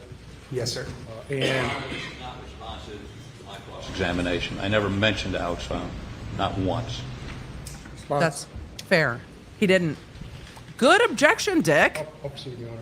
Outside the scope is the proper objection, though, and I don't think he said outside the scope. But if he did, At some point. I stand corrected. That's a good after objection. you were involved in Outside the scope across. investigation, You're informed by Solicitor Stone, you were informed by the Solicitor Stone to stop, correct? Yes, sir, it was. And you recall approximately when Solicitor Stone, Objection, Your Honor, again, not in response to a matter raised That's by me outside the on scope, call. and it is a matter raised by you. He did bring up Solicitor Stone taking photos, and he did bring up the follow-through. Counsel, he brought up Solicitor Stone being on scene, and he brought up the photos. Also, if you wanted to ask these things, and ask them in your Mr. direct. Hartley and asked about the crime scene in its state when you got out there, correct? Yes, sir, he did. All right. Did you notice any vandalism? No, sir, not at all. Did you notice, were you informed or did you notice anything missing? Objection, Your Honor. How do you know what was missing? Maybe the witness knows.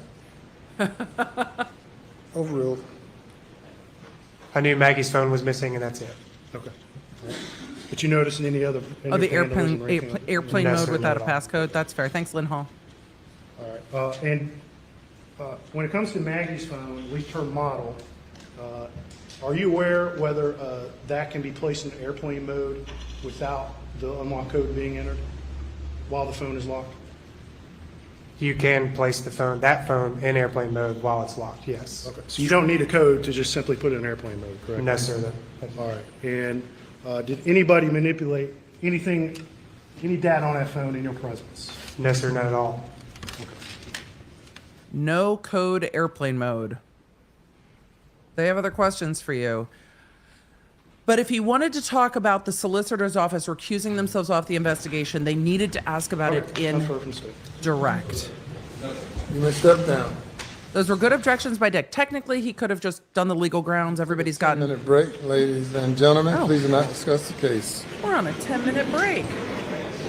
Let's get some questions.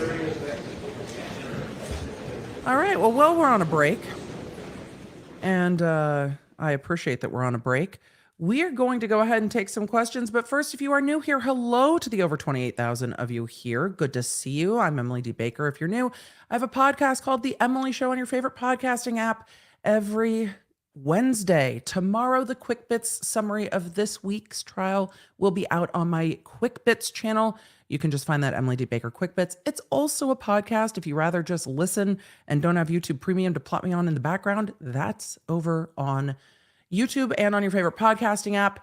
What else? Don't forget to do the subscribe things over here on YouTube so you know. Also, I've got the pink lights on and it's made me look very, very pink today, but that's okay. We're just going with it. We had a lot going on this morning in court, not as much this afternoon. After the break, I imagine this witness will be done and they might excuse the jury till tomorrow because the rest of the witnesses, I think, are going to resume that motion that we saw so much about. So let's get to some of your super chats and talk about it. I'm thinking of Hightower from Police Academy. Every time this witness's name came up, that has come up. Compared to my age, they are young. Compared to my age, they are all young too. But with 12 years experience, he's pretty experienced. But if he's taking the photos of the phone on the scene, why aren't we measuring them? I'm so confused. Also, I'm going to cough. I apologize. It's just been a day. It's been a day. Bruce West, this is a great question. There is a lot of conversation. Excuse me.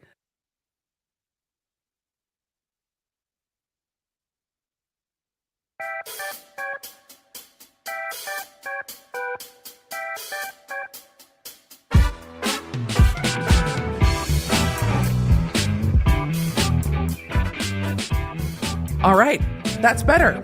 That's better. The throat's better. There's a lot of confusion.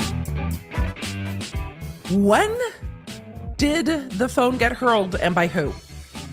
The defense is fighting over who hurled the phone. They're not saying that it was Alec. They're arguing it was the real murderer. So, it's not necessarily him. But it was on the way to his mom's, which we didn't know until today. So what we learned today is the direction of where Alec Murdaugh went to visit his mother is the direction from Moselle where the phone was. But it was on the opposite side of the street. Could he have pulled over and thrown it out the passenger side? Yes. Could he have pulled onto the wrong side of the street and thrown it out? Yes. Could he have gotten out of the car? Sure. I mean, there's a lot of possibilities here. It's a country road at night. And again, it looks like a pretty flat, straight country road. So it's not like you wouldn't see headlights coming from quite a ways away. This is just at 9:00 at night. So you would see it. So I'm not so put off about whether it was out of the passenger side window or out the driver's side window. We're learning it's on the direction to where he was going to visit his mom. And that matters. And this witness was like, well, it depends on what you throw. And then the defense was showing, oh no, they haven't talked about it yet. They've talked about Alec coaching teams. I don't know. Are they going to bring it back in and be like, hey, he hurled the phone or this or that? I don't know. He could have tossed it on the way out. He could have tossed it on the way back. The defense is pushing that timeline. And we saw that in the cross-examination of Special Agent Dove, Lieutenant Dove with Dove. We saw the defense arguing that Maggie's phone was thrown when it did that last orientation change at 9:06:12. But that change is before Alec turns on his phone or turns on his car and leaves Moselle. So was that orientation change of her phone, the phone being thrown into the car, the phone being in someone's pocket and them sitting down in a car? Or is that orientation change somebody throwing it out? But we don't have plotted GPS data on her phone yet, and some of the GPS data overwrote, which is also just how, in a high-profile double homicide case, just turn the phone off if you're worried about data overwriting. But it sounds like that didn't happen, and some of the GPS data on Maggie's phone got overwritten. That's what Officer Dove testified to yesterday. Instead of measuring distance, photo evidence is relied on. Yes, and photo evidence is fine if you also have a scale for it. So it gives the defense like literally another brick in the wall of this investigation was a mess. And how can you trust anything they say? And the defense is going to argue that a lot.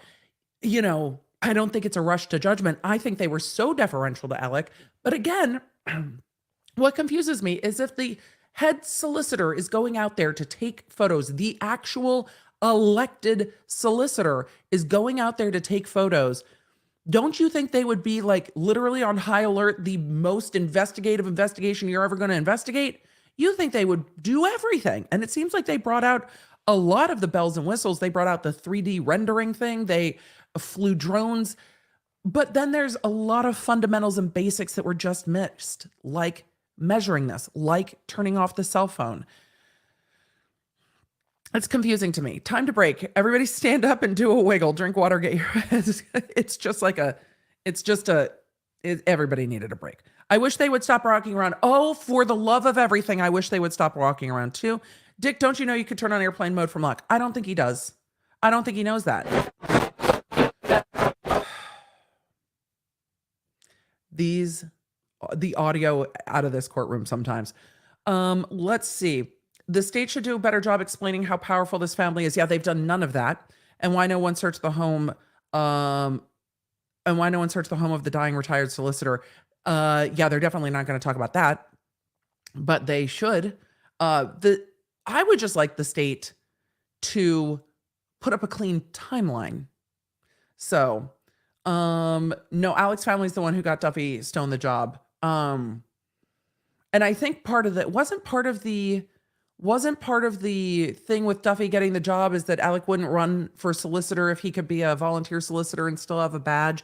Like he still gets to do civil work where you make more money, but then he still had the privileges of acting as a volunteer solicitor. It seemed like a kind of best of both worlds scenario, but that none of that has come in. That's all context that this jury may or may not know about that they can't really rely on. It's outside of this hearing.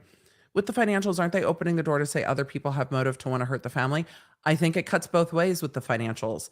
I think once you start getting into Alec owed a lot of people money, you also get into, oh, well, there's more people that have a problem. But is it a problem with him or a problem with his family? I don't know. The moment they talked about the phone in the airplane mode, I tried on my iPhone 12 and it lets me do so much stuff without my passcode. It does. It does let you do a lot of stuff without your passcode, and the thing we learned the other day is that we all want longer passcodes. Comment, my phone needs passcode to be turned off. There we go. But is he lighter than a duck? That's fair. How fast did he fly? Was it the speed of a laden swallow or an unladen swallow? Asking questions you don't know the answer to is a wild thing to do. You should always know the answer, or at least know roughly what the answer is going to be. All right, I've got to put this volume back on so I know when court comes back. Real murderer must be from England, drives on the left side of the road. I think that's a solid theory that the defense will probably go with. I'm joking. It's odd. So wait, is your favorite color? I know all of the things. Is it an English swallow or a European swallow? It might be both. It might be both. Is it an African swallow? I don't know. At some point, I'm just going to start yelling "Jute Lavache," and we're just going to go from there. Yes, we're lots of Monty Python references. I think now we have set a precedent that Monty Python has to be related to all of the trials that we talk about on this channel. Lynn trying the salted watermelon whiskey for the first time while munching pizza after a long day at work here in England. That sounds delightful. Tonight very well might be a whiskey night. Oh, I've got to record quick bits tonight. It's going to take me some time before we get to whiskey. Did Dick take a sabbatical to be on this trial? Is Senate on break? I have no idea. Or are South Carolina taxpayers paying for him to be here in addition? I have no idea if South Carolina, I know that it's not year round, which I actually prefer. But I have no idea. I have no idea at all. That's an interesting question. I'm sure the local reporters who are talking about this trial probably talk about the interplay between him being an active state senator and this trial. Will the jury be brought to the scene of the crime so they can assess the situation, et cetera? Just curious. The defense said they wanted the jury to have a view at Moselle. I'm sure the jury wants to have a view at Moselle. If you're on the jury, aren't you like, yes, put us in a Sprinter van and let us go see this property? Or is it too gruesome? And you're like, I don't want to see anything to do with this property where these people were murdered. I don't know. I think most juries enjoy a field trip. It gives them a better sense of things. But the property has changed a lot. And that's going to be the prosecution's argument. Look, we've got drone footage. We've got 3D footage. It's a waste of resources. It's a waste of time.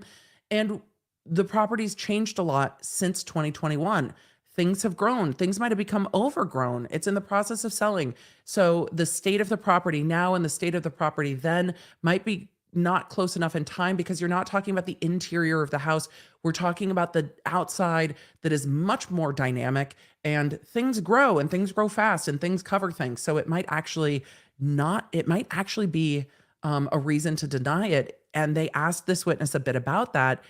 Have you been out there since then? Yes. Is it different? Yes. The trees are taller. Everything's more overgrown. So how country of a road, not one where I live, no one where I live drives on any side of the road. If it's dirt, you just drive in the middle. Yep. It depends on how country, I don't think this is a road that even has a line down the middle of it. So yes, people are going to drive down the middle unless they need to zhuzh out of the way for something. But it makes it much easier to get around farm equipment if there's no line in the road. So getting stuck behind farm equipment when you can't get around it is slow going. I had watermelon mint wine for the first time yesterday. That sounds delicious too. Y'all making me want to go get a drink. May have overwritten data before they got the phone. They got the phone within 12 hours of the murders happening? I mean, is it possible? Yes, but would we be able to say that to more of a certainty if they had turned the phone off? Also, yes. Manscape alert, we have Mr. Dick lost in the shrubbery. Lori, I appreciate the break for all of us to have a little bit of a mental palate cleanser. Any strategy to when excused jury and when controversial evidence is presented, jury excused, iffy evidence? No, not really. I think the jury knows that they're doing like lawyer things. Like, oh, they've got to discuss lawyer things. I don't think the jury knows. That evidence isn't evidence until the jury hears it. The hearing that was outside the presence of the jury is literally like for the court's consideration as to whether the jury can hear it. And that hearing's not done. So it's hearing for the evidence, but not, it's evidence for the hearing, but not for the trial, if that makes sense. So no, I think the jury knows they're doing lawyer things and they know stuff's up. Lots of times juries will be told, oh, we've got to handle some court business, and they will be out of the courtroom or come back later in the day. I don't know what juries assume in that situation. Sometimes they come back and they're like, thank you, the case is resolved. And they're like, wait, what? So it really depends on the jury, and it really depends on the way the court says it. And the court said we have some matters to attend to. I don't know if the jury assumes anything. The jury might assume it had to do with Dick's wandering around all day yesterday. Who knows? TJ said, I just subscribed. Have you subscribed yet? Thank you, TJ. I appreciate that. Anthony Toadette wiped out his family when his house of cards was imploding. I don't know who that is. So I don't know. Is his defense someone that just committed the murder followed traffic laws? It's a very good point that but isn't it interesting if someone not Alec did this, and that's where we're at. If someone not Alec did this, if we're assuming that someone else, why would they be driving in the same direction that Alec went right after the murders? Why would they be driving in the same direction he went? That seems odd. Is it the only way in and out? Are there other roads? It's interesting. Or is it just one road and it's a 50-50 chance? Can you please yell Elaine? It's time. No, I think I've yelled. I haven't yelled damn it Dick or damn it Jim today. At one point, I'll just yell Elaine for the hell of it at the end of the day. I was taught not to pace in front of an audience. Misty, most of us don't pace quite like that. It's a lot of movement. And the courtroom gets very like clustered in that space right in front of the witness stool before the jury. And I wonder if the jurors feel like their personal space, because it doesn't look like a very big courtroom. I wonder if the jurors feel like their personal space is being intruded on, because it all feels like claustrophobic to me. And they're all like, when they're standing around with their back to the jury, it absolutely makes me crazy. They all rise. I love the judge. He's like, oh, they all rise. Your Honor, they learned during Dep. We heard that we rise for the judge. They all learned. You may bring the jury. Bring the jury. All right, I'm going to switch feeds real quick. So, not my favorite audio on this feed, but I do like that we have some proximity of closed captionings, and the three layout is better. They've switched the rotation of attorney. This is so many attorneys on the Attorney General's side, and they've just switched around the attorneys. It's so many people. There's so many people. All right, so are we done with this witness? Who are we bringing next? All those chairs look so uncomfortable. The benches look uncomfortable. All of it. Question, why do you need to turn off the phone? If you do that, you might not be able to get in again. You need passcodes. And they had the passcodes on this phone. So I grabbed that so we could talk about it. They had Maggie's passcode. They knew that it worked. They had already checked it. So no, the jury hasn't walked the scene. They might not. We'll see. Dangerous having Dick walk around with the evidence up there. Who knows where it might end up. He has definitely dropped things already. He's like me trying to unbox an iPhone. He's dropped it more than once. Makes sense to throw out driver's side than passenger. It does make more sense to throw it out the driver's side, unless you know that you're going in the direction of a certain way and you don't want the phone to say Thank you. you're You going may call in your that next direction. witness. I think it cuts both ways. State calls Katie McAllister. All right. The state calls Katie McAllister.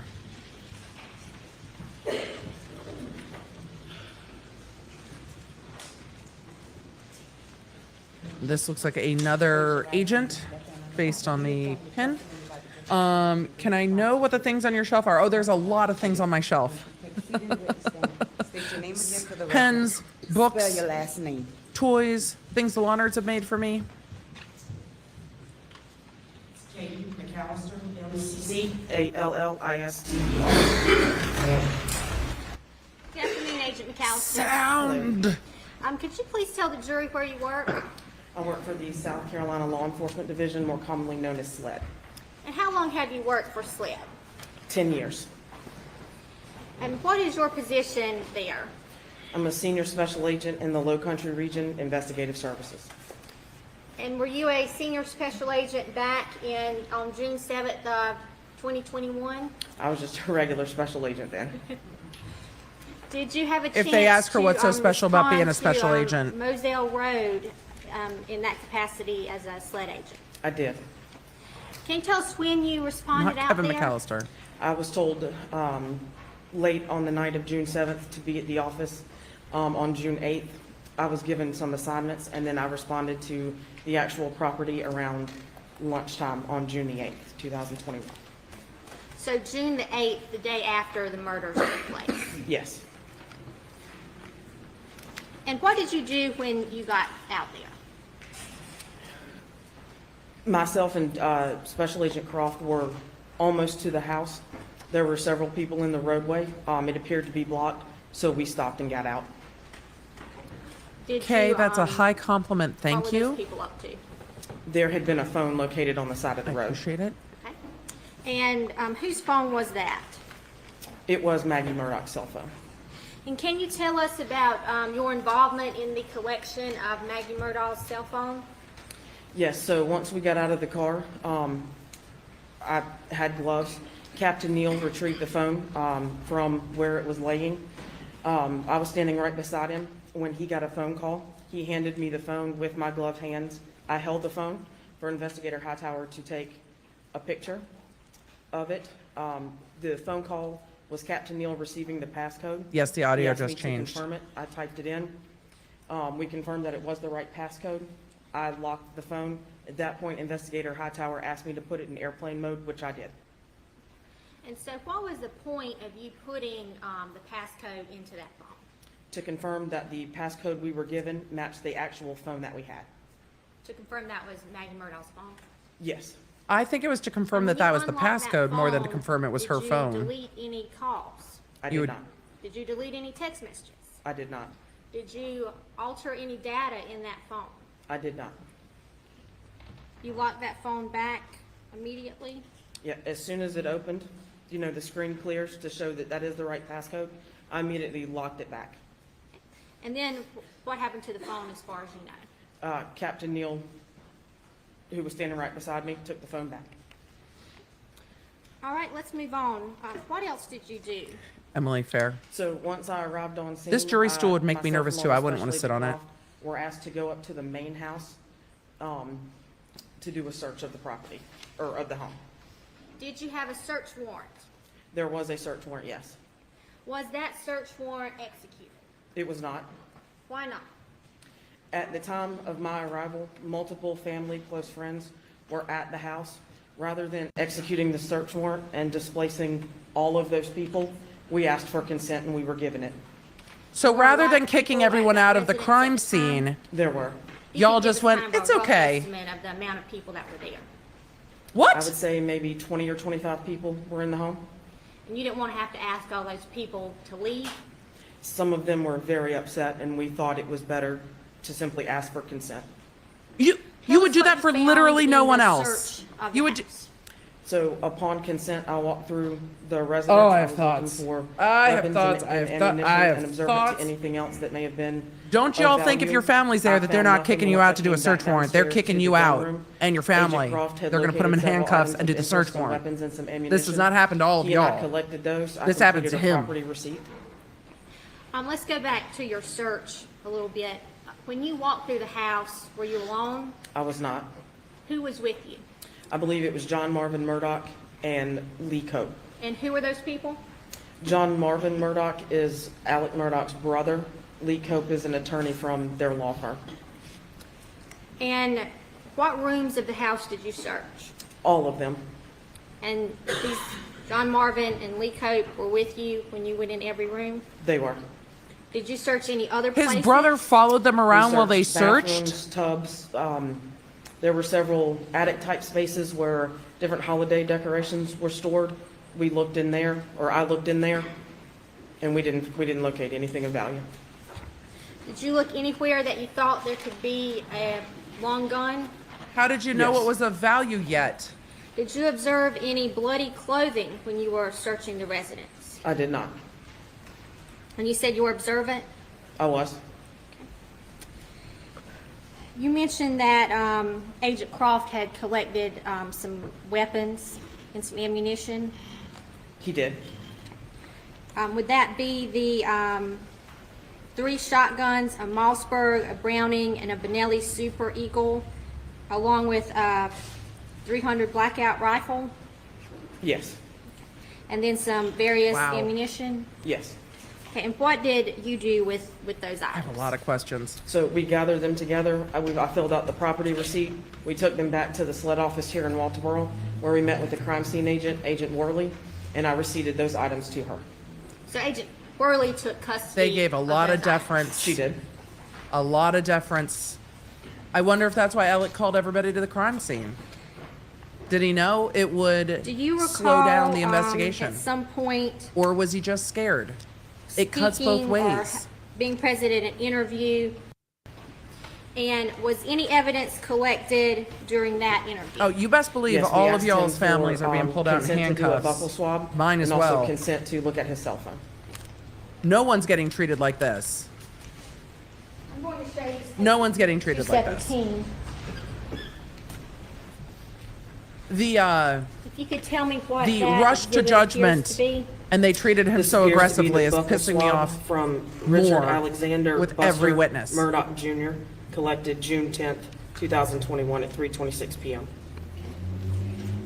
Why do we care about Buster's DNA swab? Now, did you collect this buccal swab? I did not. Who collected? Lieutenant Charles Gint with SLED. Why? Were you present when it was collected? I was. How did Lieutenant Gint collect this swab? A buccal swab is just 2 cotton swabs. He opened them from the packaging, swabbed his mouth, sealed them back up, placed them in. Where is the Buster envelope you Murdaugh's see there, DNA sealed that it, this is initialed it, and relevant? dated it. Why is this And relevant? he would have sealed that up so it was not tampered with. Is that correct? Yes. Your Honor, at this time I move State's Exhibit 217 into evidence. Why? Objection. Admitted without objection. Why? Your Honor, I have no further questions for this witness at this time. Cross-examination. Please, Your Honor. Yes, sir. Let me get- Counsel, can you ask where the rush to judgment is? Can you ask where the aggressive police work is? Can you ask if they were trying to actually solve this crime or if they just didn't want to upset everyone that was grieving? Did anyone bring muffins? You were present when the Did you bring them phone, groceries? magnetophones What were is correct? happening? Yes, sir, I was. Matter of fact, when we look at one of these pictures, a rubber glove, that's your hand, correct? Yes, sir, it is. And are you aware when you got that call with the passcode that had been gotten by John Marvin? Was John Marvin down there with you when you found the phone? I don't recall seeing him there, no, sir. Okay. Are you aware that passcode Oh, you're came right. from Alec Murdaugh? No, sir, I was not aware of that. You're right, Who they gave should it have to brought you? casseroles. Captain Neal. Okay. Now, you Fair. searched the house on the morning of, was it the morning of the 8th? It would have been the afternoon. Okay. And you went through the entire house? Yes, sir. How many bedrooms in that house? Do you know? How many bathrooms in that house? 3 or 4, I don't recall the exact Okay, number. but you went through every one of them. Yes, sir. And you looked at the tub, you looked at the showers, right? Yes, sir. What were you looking for? Ammunition, weapons. Huh. Blood? Not If really. it was there, I was observant. We were looking for anything at that point. Right, so. No, when you were looking for looked at ammo and the weapons. drain in a shower, if somebody's recently showered off blood, you would expect to see some trace evidence there, would you not? Not necessarily. I don't know that I'm qualified to answer that. Do you know whether any, Fair. I mean, there are trace evidence, forensics people that actually go in and swab those, right? They didn't think There he are, yes, showered sir. off Were blood they because there? they didn't think No, he was sir. a Did suspect. anyone ever ask him to come that you know of? Not that I'm aware Do of, you know no, whether sir. any of those showers or tubs were in any way I want her to swabbed slow or down her checked answers because he's for moving blood so fast. Or tissue or any DNA, Just to make him anything that slow would down. indicate somebody had washed off evidence of a crime? Nothing that I'm aware of. Okay. But you, in visually, apparently you're the only one to do this, correct? Yes, sir. The only person One? that actually looked at the showers and the One tubs. person searched this whole You house? eyeballed them, right? I did. You're the only person who SLED had examined the showers and tubs.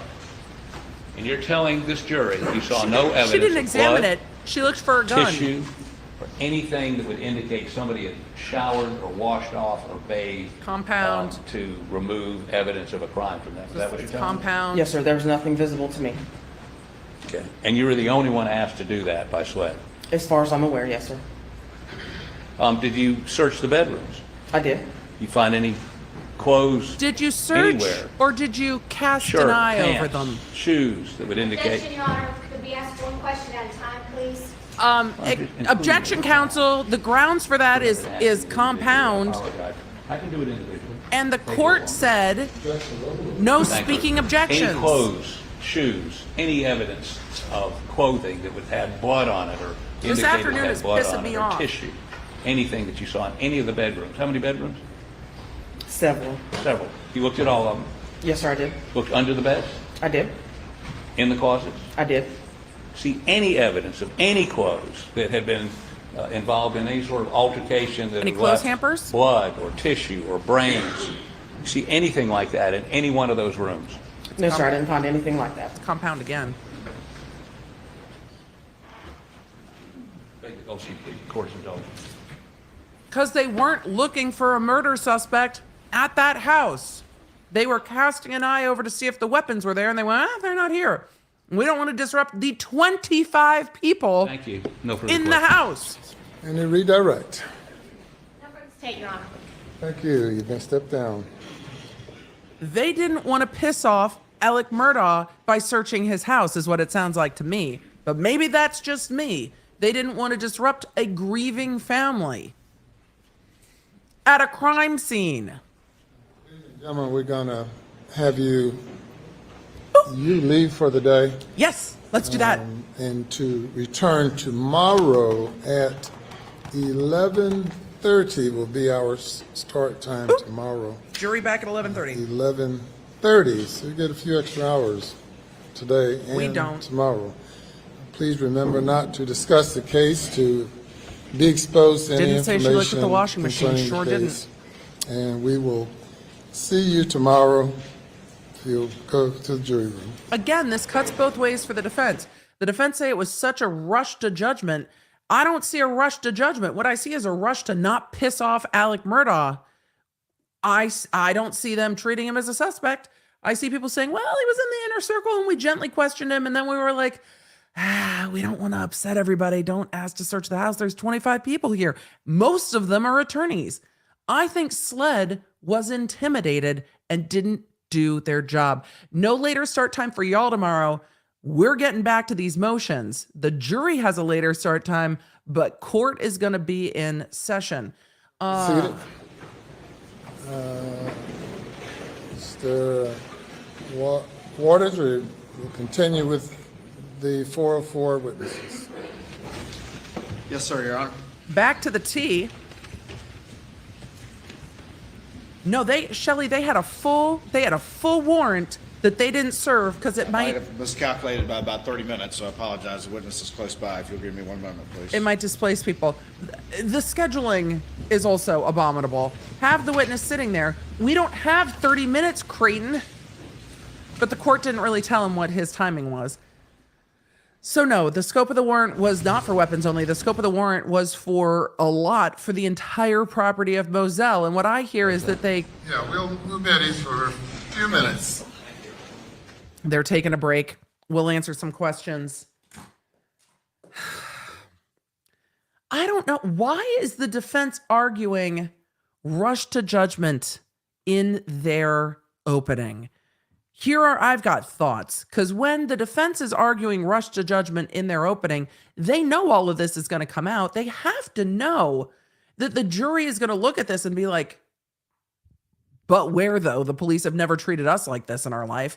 So why argue the rush to judgment? Why argue the aggressive questioning that we're yet to see? And Poot said something real interesting in his opening. He said, under the aggressive questioning, he might not have dealt all the facts, talking about Alec Murdaugh talking to police. The only reason I can see that they would argue that is to say that because of this aggressive investigation, that Alec might have lied to the police. It's clear that he lied to the police, but it's interesting that that's what they're ascribing to it versus he was in so much grief he just didn't remember. People don't always remember all the details. But to argue that he didn't deal all the facts because they were so aggressive with him, when all I hear them asking is things like, how's your mom doing? How's your dad doing? You doing okay? How you holding up? If you don't mind, I'm so sorry. Could you just answer a few more questions for us? I know this was bad. This must have been so hard for you. That's the questioning I'm hearing. Lord, all of this, it's wild. And they didn't search the mom's house for what, 3 months, more than 3 months? Yeah. I think we definitely have some preferential treatment going on in the Murdaughs, but we knew we were going to. And I think the prosecution has to deal with some of that. I don't know if they will. Maybe they'll just let the jury see it for what it is, because the defense really laid into that in the opening, and I think it was an overpromise for the defense. What the prosecution overpromised, we are yet to see. But it's just real interesting that that's what they would overpromise. I think they could have leaned into this wasn't a great investigation. Were they really looking for a murderer, or were they overwhelmed that they didn't do the things you would normally see? I think there's definitely room to argue that, but I don't think this was not a thorough investigation because they thought Alec Murdaugh did it and that was the only person that they thought could have done it. I think there's room to argue they didn't do a super thorough investigation, and then when Alec Murdaugh fell from grace, they saw an opportunity to clean up their mess from doing a shit job in this investigation. And you know how they decided to clean up their mess? After this massive fall from grace, which they would have to then talk about, they threw this on him to save themselves. I don't know. Misty said, question. I mean, that's just, good old boys made it look like it was a good investigation and still made sure there was enough holes that he would not get convicted. I don't even know if anybody can be that clever. I don't know. I think there are some that really were trying to do their job, and there were some that were just like, do we take measurements? I also don't know if this is just SLED's habit and practice. I've not heard great feedback about SLED. So is this habit and practice? Did Alec Murdaugh think that local police would respond and that would kind of be it? The local police that he knows well? But if they all know him so well, wouldn't they be looking for the murderer? And wouldn't you want to solve it? And wouldn't they be trying, if this family's being targeted, wouldn't they be trying to protect their friend Alec by finding who did it? Or did they all show up and go, yeah, we're fucking scared of this dude, but we definitely do think he did it. But I don't know if we're ever going to be able to convince anyone else of that. I don't know. There are so many questions, and so many questions is very good for the defense and very bad for the prosecution. Amp not found matching shotgun that shot Paul the next day of the murders. Ammo, it was ammo that matched was collected. I don't remember what date it was collected, but ammo that matched the shotguns was collected at one point. I just don't remember. Through all of that foundation, I don't remember the days that things were collected. And I've been taking copious notes, and I've still been like, what is happening? Because the prosecution has not done a great job of, not done any job of laying out a timeline Welcome to South Carolina. The more dockers you own, the less likely law enforcement will ask questions. Good to know. Good to know that the khakis are a big part of it. A sloppy investigation and lawyers don't know proper court procedure. I don't know what's going on with the lawyers, but they definitely seem to be used to being like, objection. Can we just ask one question at a time? It's like, no, that's a compound objection. The court asked both sides state the legal grounds for the objection. There is a book that is full of them. Objection hearsay, objection compound, objection leading, objection assumes facts not in evidence. This isn't hard, but no, their objections are objection, Your Honor. This is simply preposterous. How dare they? This has just been wild. Though they have not approached the bench nearly as much as they did in Deppard. Can we please have a bring the pickle emoji? I don't know what I would make a bring the pickle emoji, but I can see what we can find. Nicholas, if they didn't treat Alec as a suspect, or they didn't treat him as sus, which I would also entertain, and didn't look for one or more shooters, what the freaking frack were they looking for? Donuts? No, clearly muffins. They were looking for muffins, or a casserole to bring to the grieving family. I don't know what they were looking for. I don't know if they knew what they were looking for. Ugh. What should a search be like normally? In depth with multiple law enforcement officers. If they executed the search warrant, they would have had to clear the house of everybody, and then they would have gone room by room with teams to search the house. Sweet tea for all. Somebody probably brought sweet tea.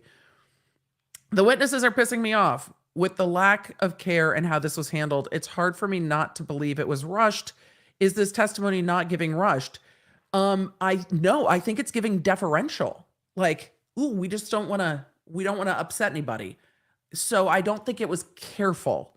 Maybe it was rushed. Maybe they were like, ooh, the Murdaughs aren't going to let us they're not going to let us search their house. So we better do something fast and not do it rushed in that way, perhaps. It's just, it's a lot. And again, Maggie and Paul deserve to have the people that killed them found and brought to justice. Everyone does. People who are victims of crime deserve justice, and they deserve good investigations and good, even-handed and just law enforcement. I know, y'all. I know. It's naive and overly optimistic. It shouldn't be, though. Shells matching were found on search in September.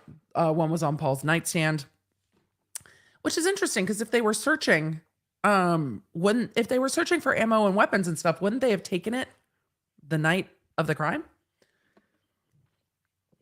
Raises some questions for me. Wouldn't they have just taken it when they were there? I'm sorry, I don't believe this woman investigated anything with his brother and lawyer following her around. I believe they were all kissing his butt. Maybe, and that's the other thing. In a search warrant, you wouldn't have, and maybe that's why she looked so nervous, because his lawyer, his brother was hovering over her shoulder looking what they were investigating. What law enforcement allows that?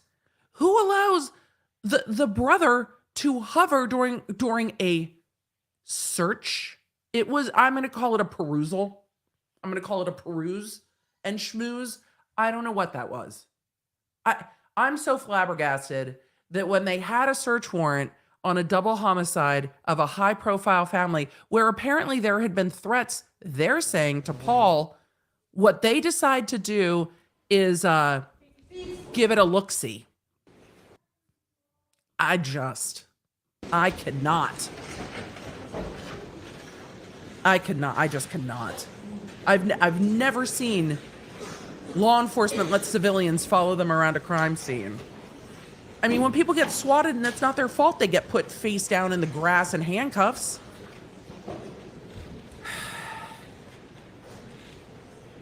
Wasn't SLED on the boat accident and treated Paul with kid gloves? Yep. Did they do a sobriety test? I don't think they did one at the scene. And they also lent Paul his phone to call his grandpa. Yes, sir. The state calls Michael Gunn for the in-camera hearing. Good thing it's a small town. Everybody's there right quick. So we're back to the in-camera. Jury is out of the room. So we're back to the in-camera hearing, which is going to resume tomorrow morning. Left hand on the Bible. Do you affirm the testimony about to give recorded in this trial shall be the truth, so help you God? Yes, ma'am. Thank you. Speak The loudly. in-camera Take is seat in the witness stand. fascinating. State your whole name. Spell your last name for the record.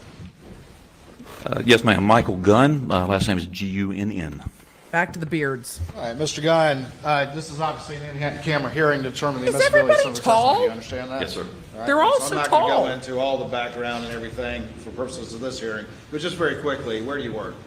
I'm a principal at Ford's Consulting and also do some lobbying work for the South Carolina Association for Justice. Okay, and just very quickly, tell us what Ford Consulting is and what services it provides.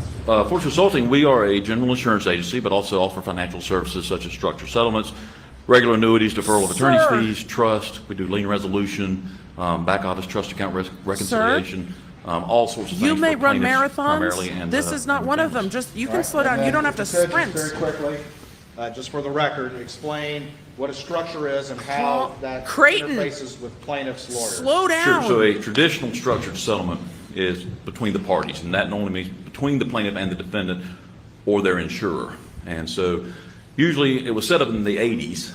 It was designed to help plaintiffs protect their money and to keep their money. And it can be earned tax-free. Interest grows on that tax-free. And it's a very good tool, especially for minor children, for those who are incapacitated, disabled. Because of that growth, it can provide a steady stream of income, hopefully for the rest of their lives. This is the real forged. You're talking faster than I do, and that's. She just told. I've been she accused of just- that before. She just said, please slow down. I know Thank you you. just ran over here, so Thank you, let's take it ma'am. down just No worries, a no notch. worries. All right, good deal. Okay, so pick it up from there. If you want. So Why don't we all essentially, slow down? the structured settlement, though, would come primarily, usually, except in very small circumstances. This is the real would forged. come from the defendant and/or its insurer to Not the fund forged annuity for the client. forge. This is what they do. And so the idea is instead of getting a settlement in a lump sum, it's in an annuity, so they get This regular dude, payments. this over the dude course worked of for the term real of that forge, That's correct, yes, sir. and he's going to testify that he And, wasn't getting the money so Alec was explain to getting me for the just real very quickly forge. again for the record, the concept of constructive receipt. Oh, the and chat how that is back. affects Chat, I structures that see may you. do for a plaintiff's attorney and their clients. Sure. So constructive receipt by the IRS is deemed when the money arrives in the plaintiff's There we trust go. account. That would be considered they have received the funds, and therefore the Thank you. ability We all to just do a took structure a has breath. been taken off the table. The only way that you could do a structure after that would be to return the funds to the defendant and or its insurer.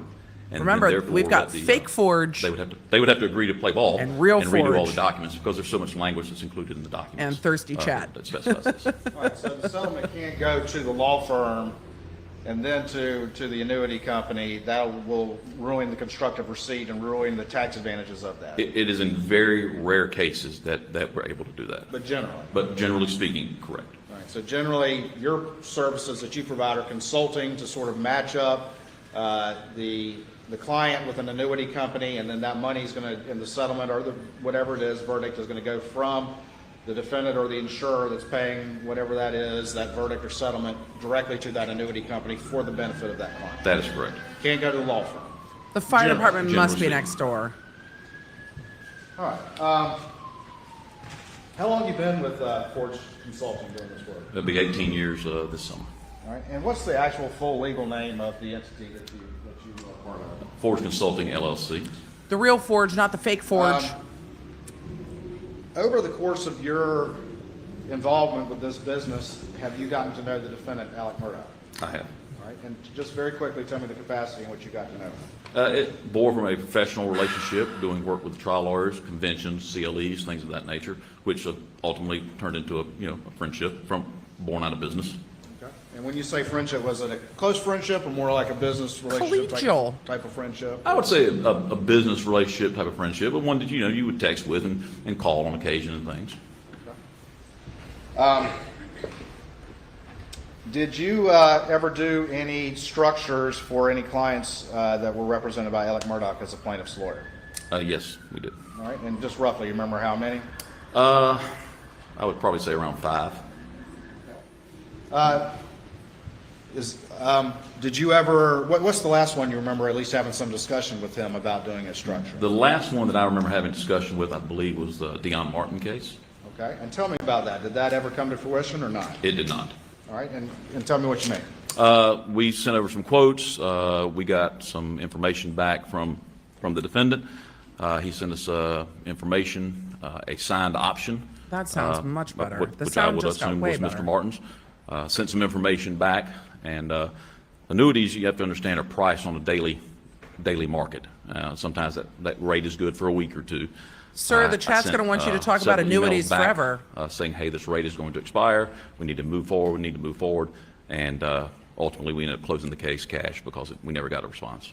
All right, when you say you sent emails asking for a response, who are you sending those to? I was sending those to Mr. Murdaugh as well as his paralegal, Annette Griswold. Okay. Yeah, his demeanor And so changes quite a ultimately got lot. no response, so you just closed the file without any services ultimately being provided by Forge Consulting LLC? That is correct, yes, sir.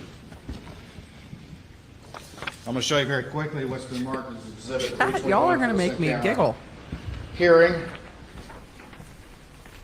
and specifically direct your attention to the 5th page of this exhibit, and just see if you recognize that.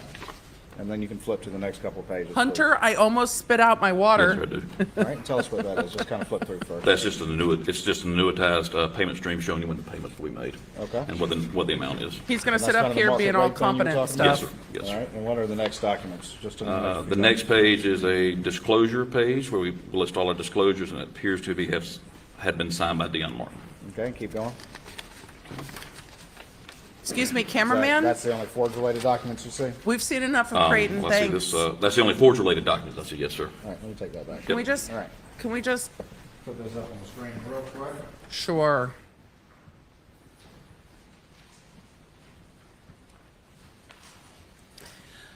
So this is the real Forge, not the fake Forge, but to establish that the fake correct? Forge is fake, Yes, you've sir. got to establish that the real Forge is real. Does that make sense? And then this is the I disclosure do, page you were Lori, I talking do see the about? comments here. Yes, sir. They just, the Facebook comments get a little buried because we have like And that almost is 30,000 people over on Forge-generated YouTube. paperwork typically? That is So- correct, yes. But this particular structure was never done because you never got a response from Elkin No, sir. or his office, is that correct? That is correct. All day today. What is happening there today? It has been high traffic in front of this courthouse today. Sorry for any of you who have pawnards that don't like the sirens, but Murdaugh does not like this testimony at all. All right, let the sirens pass. It wasn't a search, it was Are you more like a aware sit and generally see. of what people call the boat rag case or the boat case as it Sure relates to felt the like it. defendant Alec Murdaugh? Generally, yes. All right, and just without going to specific facts, generally what was your understanding of that? There was a terrible accident that happened somewhere down in the low country involving Mr. Blue-eyed Murdoch's country son girl, and I'm so several glad we others. could help. And a young girl passed away. Were you aware that his son had been charged in that particular case? I was. And were you aware that Alec Murdaugh had been sued in a civil matter relating to that I case? believe I was made aware of through the news, yes. Foundation, he knew. Did you ever have any conversation, well, let me ask you this first. Is it possible for lawyers to structure fees? Not the client, but the lawyer, if they're going to get a big fee from a large recovery and they decide they want the protection of an annuity, can they do that? Yes, they can. All right, and What else how can does you that do work? with an Kind of the same annuity? thing? It's the exact same manner as if the client were to do it. The check would have to come from the insurance carrier and/or the defendant to fund the structured settlement annuity for the lawyer. Does Forge work in all 50 states? Did you ever have any discussion with your Alec website. Murdaugh, either I'm before teasing. or after the boat case, about structuring any fees that he had received in the case? We had general conversations about structuring fees, but it would be the same conversation I would have with any attorney, like how you would do it, how you would go about doing it, and how checks would be made payable, et cetera. Did you ever have any specific discussion after the boat case about the boat case I and will him get wanting to to this structure any at the fees? break. Not that I recall. MG Mustang, it's a great question. I want to take you to September 2021. Did you, around that time, receive a call from Lee Cope? I did. All right, and what did Mr. Cope ask you? He called and asked me if he could, in confidence, give me a list of cases and see if we had any files on them. In I told him that'd be fine. I was standing in my driveway. I wrote them down. Got back with him later that evening and let him know that we did Were not you have working any on of your those cases vehicle? open. Okay. He gave you a list of The chat clients would and like to asked know if what you were had doing any in your structures driveway. open for those, or potential structures. He had asked me if we had any files at all. Generally, what we will do is if an attorney calls, we will open the case immediately just so we have a name associated with the attorney. Okay. And so he That's gave fair. you a list of names. Did any of those names have any files? No. Did he ask you about any banking that Forge Consulting LLC did? He did. And what was his question to you? He asked me if we banked with Bank of America. And what was your response? I told him that we had banked with Bank of America but had not for the last 3 or 4 years.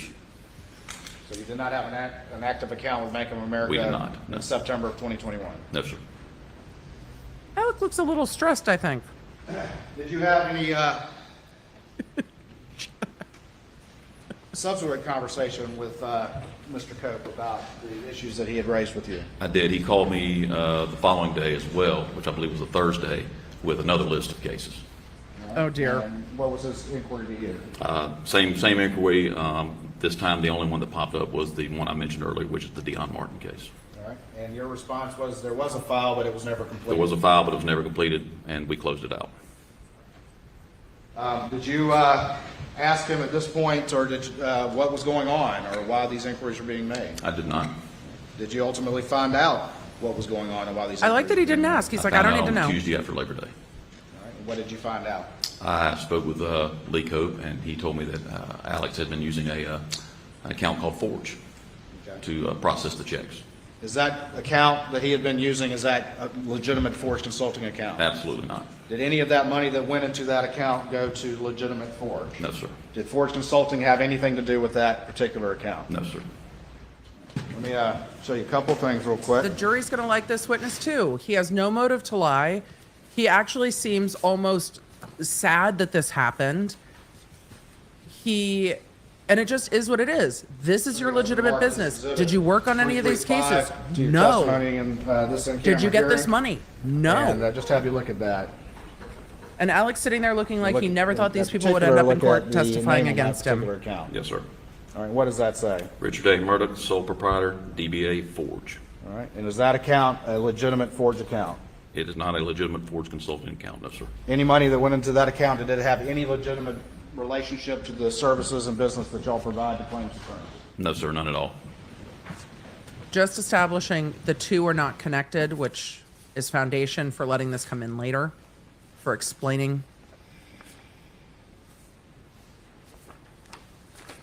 Interesting stuff. All right, Creighton, we're going to ask questions if you're going to give us a minute. The attorneys need to brush up on their evidence rules. They're not, and the court reminds them sometimes, like each day. Can So law it's, enforcement be sued and held liable for 328. this disaster? No. You see that check right there, I do. made out to Forge? Yes, sir. Did that come to any legitimate Forge account? It did not. Misty, that's fair. Stand by for me 1 second. Country singer Trace Adkins' voice double is in the courtroom. Yes, I'm sure the jury is just going to enjoy it. Yelling slow down in a Southern trial, and I'm from South Carolina. I'm surprised, but he was going real fast. But also, Creighton kind of clarified that he was hustling to get to court. Concede that if we went through all these exhibits that we introduced with Ms. Seconder with all those checks made out to Forge from the PMPED trust account, for purposes of this hearing only, they will stipulate that none of those went to a legitimate Forge account and instead went to the Bank of America DBA, Richard Murdaugh DBA Forge account that he just testified is not a legitimate Forge account. For the purposes of this hearing. I want to be more careful with the words. We are not contesting that issue for purposes of this hearing. That's fair. That's correct. I don't want anything coming back. Accept that stipulation as well. They're not contesting that these checks all went to this particular account and did not go to legitimate Forge. For purposes of this hearing alone, I think that's acceptable to the state, Your Honor. Yes, sir. That's fair. It's so stipulated. And the defense does need to be careful. But for the purpose of this hearing. We're not contesting. That's. Oh my God, you said it. He said it. We all said it. But for the purposes of this hearing, it's been proven, and it's going to be proven, and it can be proven. They're still fighting over not contested versus. Look at Jim Griffin looking at Creighton. This is the battle of the wills with these attorneys that I'm interested in seeing. The battle of the wills is very, very interesting. Very interesting. So, we definitely see different behavior when the jury's not in the room.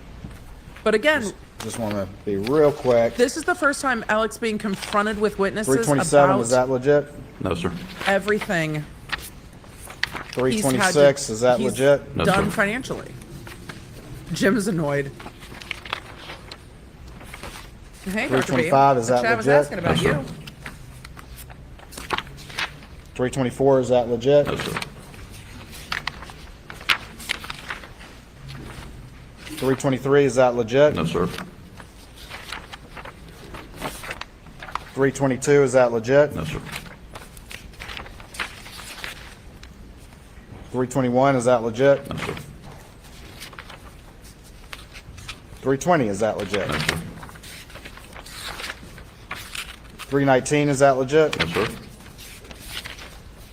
318, is that legit? No, sir. In front of the jury, I really hope he asks 317, is that privy legit? No, sir. to your company. He's trying to speed through this hearing, and I get it. But in front of the jury, 315, is that legit? these aren't No, to sir. your company. I can just hear him be like, fraud, And finally, fraud, 311, fraud. is that legit? No, sir. And by asking you not legit, did you just look at the checks on those various exhibits? I did. And all the ones that had forged on them from a client trust account, those are not checks that went to any legitimate forged account. And Is that remember, correct? No, sir. Creighton's the Is that prosecutor. correct? That is correct, yes. Creighton is the prosecutor on all of Alec's cases. All of them. So he knows all this stuff inside out and backwards, and he seems real happy about getting into the financial Your Honor, I stuff. believe that's all the questions I have for this witness. I'm sorry, excuse me. And they're like, sir, incorrect, one more. Just really quick, at any time, did you ever hand deliver any checks to Alec Murdaugh for forge-related business? No, sir. And would that work? I would not be delivering any checks. The only time that I would ever deliver a check would be made out to someone other than Forge. You would never make a check payable to us. But you never had any legitimate business where I was like, hey, I'm gonna be in town, I'll come by and pick up the annuity, the check for the annuity or anything? No. Interesting. Nothing further for purposes of this hearing at this time, Your Honor. They know something that we don't know. It does. It looks like Buster is not present. It looks like John Marvin is not present during these hearings. I don't know if it's because they're witnesses in other cases sure that that involve this or not, Forge but they're not. Consulting They're noticeably not present. LLC has done a full investigation into this matter. Yes, sir, we have. And I'm interested in in that Cross, investigation, very did you much. find in any record of this account that Bank of America under Alec Murdaugh doing business as Forge, did you see the name Maggie Murdaugh or Paul Murdaugh as co-signatories to that account? No, sir. Going to it not Seen being any relevant. record, any document that Maggie Murdaugh or Paul Murdaugh had anything to do with this account? That's a good argument. No, sir. Stay with that argument, Jim. Company is a insurance agent. Did you ever Good sell any argument. life insurance to Alec Murdaugh on the life of Maggie Murdaugh? No, sir. Good Did you ever question. sell any life insurance to Alec Murdaugh on the life of Paul Murdaugh? No, sir. All right, that's all I have, Your Honor. Good job, Jim. Anything further? Nothing to say, Your Honor. May call your next witness. Nice and concise. Thank you, gentlemen. Next witness. Is it going to be the paralegal or is it going to be Chris Wilson? Creighton, who's the next witness? Say calls Chris Wilson. There we go. I'm very Sorry, Your interested. Honor, he's downstairs. We'll get him right away. I'm very interested to hear what Bestie Chris Wilson has to say. Very interested to see if there's any pleading the fifth. This is going to be interesting. Very, very interesting. I believe Chris Wilson's also being investigated for his license. So now, Alec's lawyers, who are friends with him, are in the position of having to cross-examine his best friend about whether his best friend was up to shady shit. This is why you don't represent friends. Because now, for Jim to represent his client well, he is going to have to rip into his client's best friend, and his client's best friend is either potentially working with law enforcement on all of these prosecutions or being investigated, or both. This has been a best friend for a long time, but this is a mess. And this has the potential to be very difficult for Alec's lawyers to do because Jim is one of his friends. Jim was there in the early morning hours after this happened. You know, Jim has been a lifelong friend. So there is room for all of this to be messy. Chat, I see y'all looking to see if Forge is hiring. And I appreciate your ingenuity. Everybody's got a deeper interest in annuities than they knew that they had. But this is going to be very... State your name again for the record. Where are Spell the your Murdaugh last Murders name, please. podcast listeners? Because all of y'all are aware who Chris Wilson is, and all of you just went, oh shit. My name is James Christopher Wilson, Wilson. I go by Chris. Mr. Wilson, you understand Yep. that we're here for an in-camera hearing to determine the admissibility of your testimony? I do. All right, and you're a lawyer, so you get that. Yes, sir. So I'm not going to go into everything that I might cover with you in a trial, but I do want to focus on particularly the Ferris case. You know which one I'm referring to? Sure. First of all, though, just very quickly. Alec looks you're a like he lawyer, is going that to- correct? I am, since Throw up. 1998. 1998. And describe very quickly your practice for the record. Actually, since 1995. I've had my own practice since 1998. In the last 15 years, I've done primarily personal injury work, automobile accidents, people that are injured at work, practice type cases, those things. And where do you normally practice? Where's your home base? My only office is in Bamberg. Do a lot of plaintiff's work? That's all I do anymore. For the last 15 years, that's really all I do. And do you know the defendant? I do. And when did you get to know the defendant? I've known Alec since we were in high school. Bamberg and Hampton. I grew up in Bamberg, and they're only about 30 miles apart. And so I knew of Alec and had been around him some growing up. We had some mutual friends. I was a lot closer to some other guys in Hampton that I grew up playing golf and things like that with. But I would cross paths with Alec. Has Played on not the been same baseball prosecuted yet. team one summer. I think like our senior years in high school or somewhere around high school age. It depends what they ask him. Didn't really keep in touch with him or cross He did paths have to with hustle him up the stairs. until we I'm not ended going up to blame going him to for law that. school, and we started law school together at Carolina. This can't 3 be years easy there for together him. at law school and lived together part of the time. Did y'all become friends? This is We not did. unbuttoned short guy. Become close friends? Very close. Best friends? He was one of my best friends, yes. And I thought, he was, and I thought he felt the same way about me. He does look Feel that upset. way now? I don't know how I feel now, Mr. Waters. Fair enough. Interesting. Over the years, as you developed that I feel close that. friendship with Alec, did y'all also have a professional relationship as well? We did.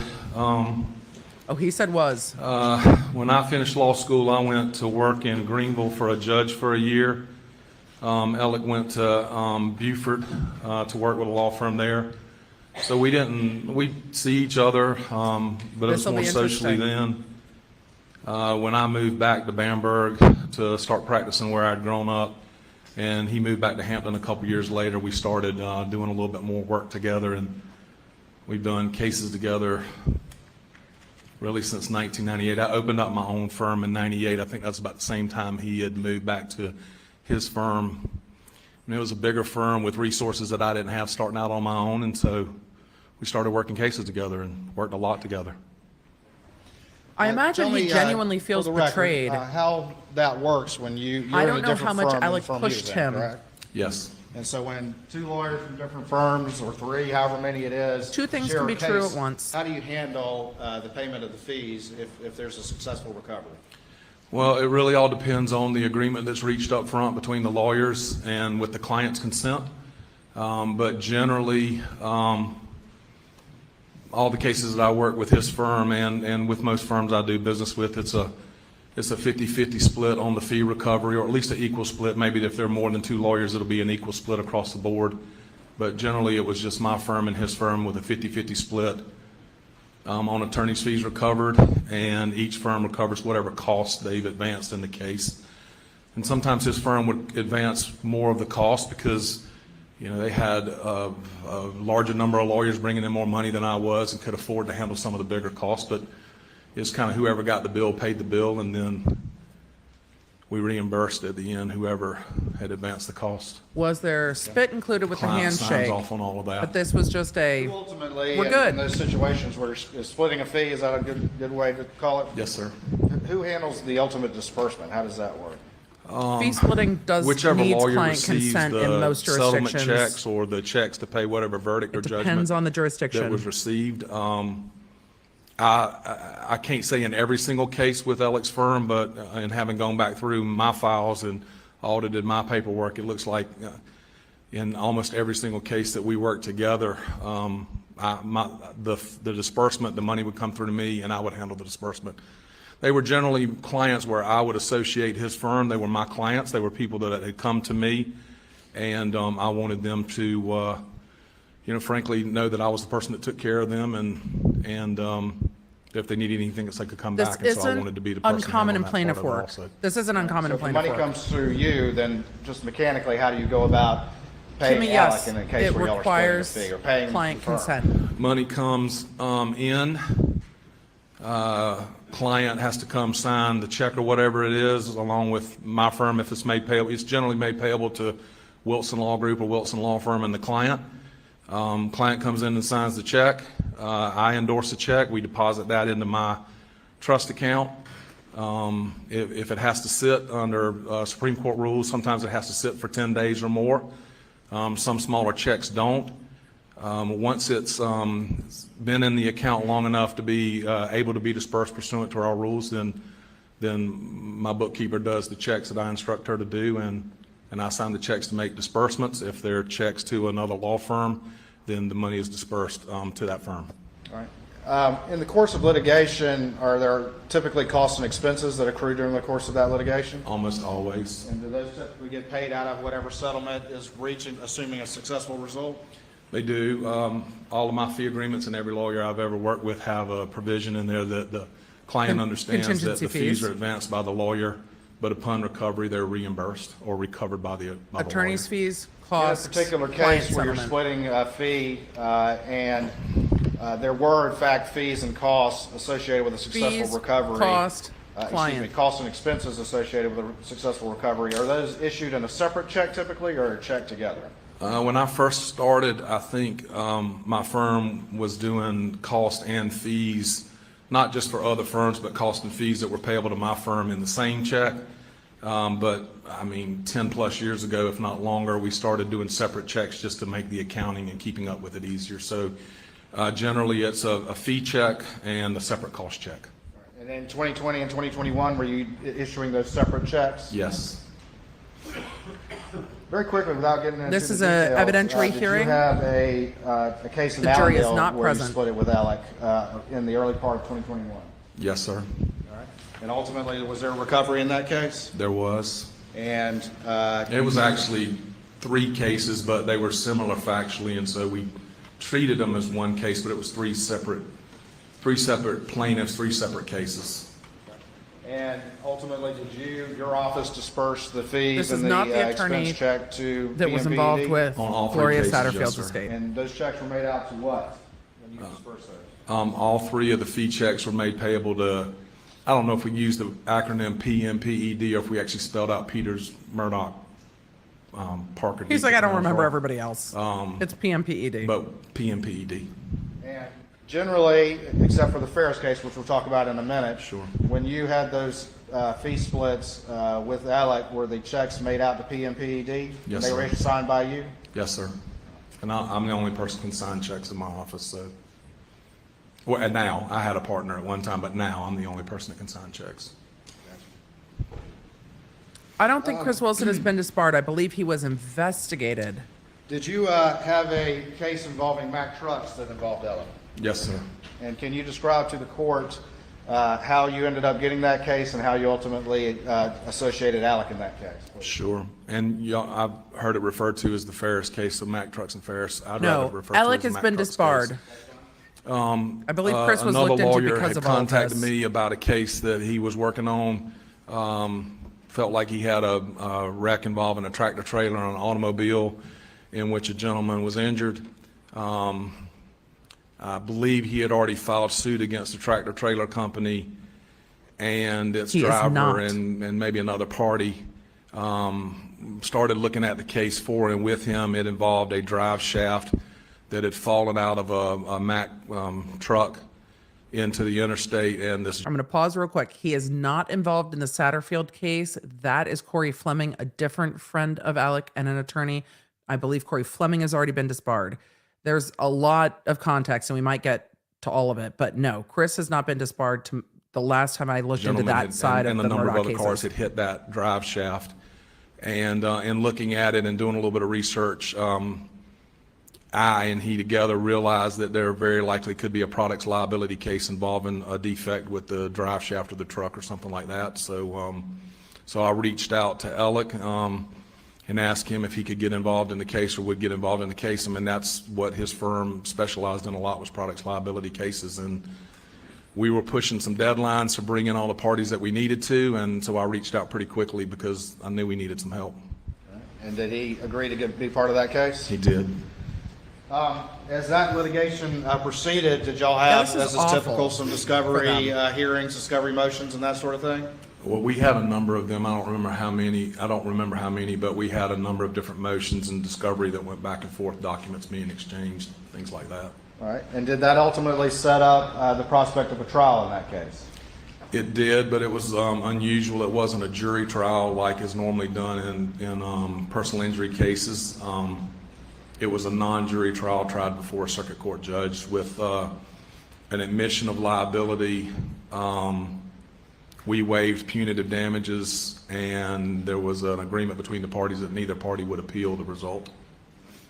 And in a case, plaintiff's case, civil plaintiff's case like this, if there's a large recovery, let's say for the plaintiff, and the defendant decides to appeal, does that typically delay payment of the recovery until Buster that did appeal is leave. heard and I'm not resolved? quite sure why. It can. But yes, Buster did leave. Appeals, you So did never the know how brothers. long an appeal is going to take, and so if the losing party, the defendant, the company that you're suing, whoever it might be, decides to appeal, they can tie the verdict up for a while. If you win the appeal, you're going to recover costs and interest, so you know, that's the remedy, but it can tie up money for people that are injured that need that money. Did y'all ultimately try that case in a bench trial? We did. What We county had. was it? Excuse me? What county? It was in Richland County, Columbia. And when did y'all try that case? The first part of January of 2021. And who did the closing argument in that case? Alec. Did y'all ultimately, there had been a concession of liability, so the amount was really what was in question. Is that correct? Yes, sir. And how many plaintiffs did you have? There were actually big two case. cases, when we call it Ferris or the Mack Trucks case throughout all of this, but there were actually two cases. This is the multi-million-dollar case. The gentleman that was injured and then his wife, we brought a loss of consortium claim for her for the loss of companion spouse. services that she had lost from him. And just not to get too detailed, Mr. Ward, that her case had gone into default. In other words, Mack Trucks hadn't answered the papers like they should have, and so they were in a really bad position on that case. And in the gentleman's case, they had answered, but we were discovering some things. When we were doing some discovery, it was clear they didn't want us looking much further, and so that's why this deal. Everybody agreed to a non-jury Millions. trial without appeal, with a waiver of punitive damages and an admission of liability was done. And we were in COVID, and it was going to take us a while to get a trial. So He it seems worked much out more well for comfortable both talking parties, work and the result worked right out well now. for us. He's like, I'll That's just talk often how work it all goes in day. litigation. Both sides kind of decide. I'll what's just talk best, work. Let me and talk work. That's what sometimes he's they can have saying. a meeting of the minds. Yes, sir. All right. Was there ultimately a verdict by the judge in that case? Well, two verdicts since two cases, yes, sir. And what were those amounts? I believe it was $4 million for the injured man and 1.5 for the wife. I remember it was 5.5 combined, but I think it was 4 and 1.5. And so how did the fees break down, to the best of your recollection, that were going to be split among the three lawyers involved? There were,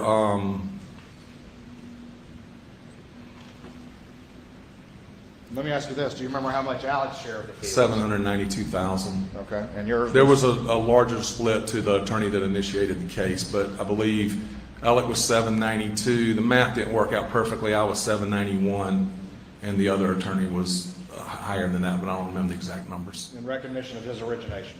Yes, sir. Origination means the other lawyer In brought March in the of case. 2021, did you ultimately So he gets receive the the higher monies fee. and prepare for disbursement?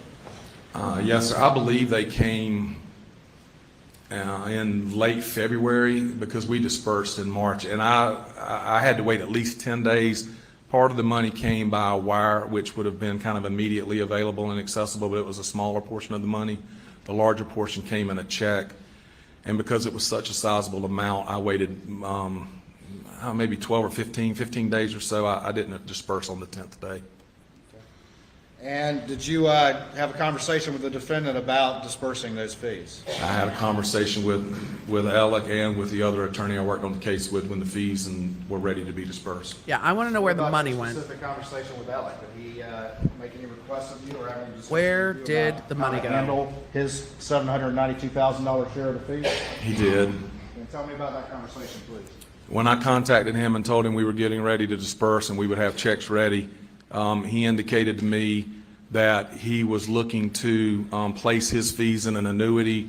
He called it like a structure. I've never done one of those before, so I didn't really know how it worked. I've never done structure for my fees myself. I've structured client money, but not my fees. He indicated he was looking to do a structure by putting the monies into annuities, and that the checks needed to be made payable directly to him, that he had already cleared it with his firm, that the monies were going to be put on the books Math's not and accounted mathin'. for, and he would be credited as having received those monies. Based on his representations to you that he had cleared it with his firm, did you agree to do something different and make the checks directly out to him? I did. Did it make you feel weird about it? Were you comfortable with that idea? Did you like that idea? Did you not like? I got a lot of questions. But it's going to be a real awkward cross-examination with another member of this friend group cross-examining Chris Wilson. This is an awkward day all the way around.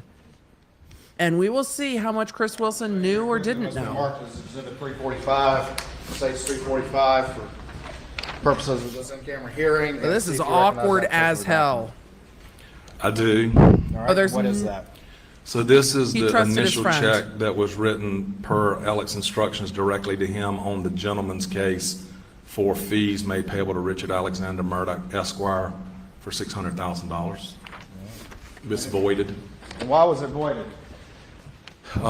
Because he instructed me afterwards, and I don't remember if it was in the same conversation or shortly thereafter, must have been shortly thereafter, that the checks on that case needed to be made in two separate check payments. He was doing two separate annuities. And I don't know if they knew that he took that out of client funds, but he took that as fees out of client funds, and those got reimbursed to the client. It got mentioned with the earlier witness a little, but I don't know if everybody knew that the private jet, what the private jet was for. But it did get mentioned a little bit with the earlier. Well, now we get a whole wandering courtroom view. It's fantastic.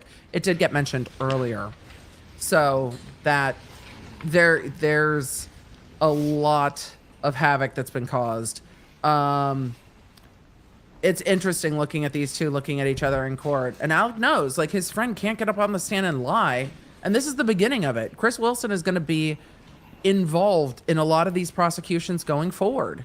I can't imagine what it would be like to sit and testify against one of your best friends from childhood who you roommated with in college, went to law school together, built lives together alongside each other, and thought that you were working together hand in hand, and then I don't know how much Chris Wilson knew, but I hope we'll find out some of it. But I've got a lot of fucking questions. In-camera hearing, and see if you recognize these documents. I want to organize this courtroom very badly. The first page is the check payable directly to Richard Alexander Murdaugh Esquire for $192,000, and that is on the loss of consortium case for the wife. And on the bottom, just like that $600,000 check that was voided, it indicates it was for fees. I guess the other writing on here is maybe from I'm just So, focused the checks. on the checks. It's something to do with the way we recovered the checks. All right. The back page looks like an endorsement. Pay Bank of America deposit only. Looks like a signature, Bank of America. Okay. And again, I'm just asking you to see if you recognize those checks. Yes, I do. Yeah. I recognize All right, tell me the second check, just the amount and what that's for. The second check is for $225,000 payable directly to Richard Alexander Murdaugh Esquire. It indicates on the bottom that it's for fees. This would be part of the rewrite of that $600,000 check that had been voided. All right. And then the third check is $375,000 check payable directly to Richard Alexander Murdaugh Esquire. And it indicates fees, and that would be the remainder of the rewrite of that $600,000 check initially written that was voided. And those second two were rewritten, why? At Aleck's request, he had indicated that he was putting the money into two different vehicles or annuities and needed the checks written that way. The jury is out because we're still in a hearing about whether this comes in or doesn't come in. It has not been determined and it won't be determined. So this is part of the evidentiary hearing that was started this morning. So we've definitely seen a change in demeanor with these witnesses testifying, which if they What testify did in you front of the do with jury, those checks after his demeanor might be the three different checks again. after you had finally cut them? Obviously, I signed them, and at some point in time, I think Alex sent somebody up to my office to pick them up. I don't think I delivered them. Oftentimes, I put checks in the mail. Sometimes when they're larger, I either offer to have them picked up or delivered, and I think he had somebody come pick those up from my office. Like a law firm runner or somebody like that? Something like that, yes, sir. I Yeah, don't even 'cause think I was in the office when they picked it up. sending hundreds of thousands of dollars through the mail seems You've known Alec for a long time, uncomfortable. right? Since the since the mid-'80s, mid-'80s, yes, sir. Worked with him for a long time? Many times. Did his explanation to you about what he was going to do, did that raise any suspicions with you, to your friend that you've known for such a long time? No, sir. It was different, but it didn't raise any red flags or suspicions to me that anything wrong was going on. Why? Because you trusted your friend, right? Very much. You're leading as hell, Creighton. Stop leading. This is a perfect time to not lead and ask this guy everything you What was can. your perception of Alec's general wealth and success? Thought he made a lot more money than I did.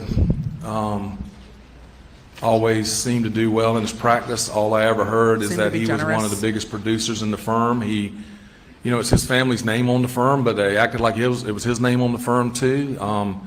He and I handled big cases together. When I talked to the partners and other members of that firm, they were talking about big cases that they were handling with him. Felt like he did really well. We never got into direct discussions about the amount of money he made or the amount of money I made. We talked about, sometimes business and sometimes money and sometimes things, but I always thought he made a lot of money. Is that part of the reason why Creighton, that's your leading. suspicions didn't arise when you were asked to do this request by Alec? I guess so. Not so much as just I'd never had any dealings with him that I had any reason to distrust what he was telling me. It's the lawyer, Esquire, member of the bar. Lawyers will use it after their name. I mean, he was a partner in that firm. Just let He him had keep the talking, authority, as Creighton. far as I knew, to make decisions. Let him talk, let him talk. If he'd have wanted to reduce the fee and take less, and it was payable to the firm, I wouldn't have questioned that. I didn't feel like he had to have his authority, his partner's approvals to make those type decisions. All right. Yeah, I'm going to just show you let what's him marked as talk. 347 and see if you recognize that document. I would just keep letting him talk. Yes, sir.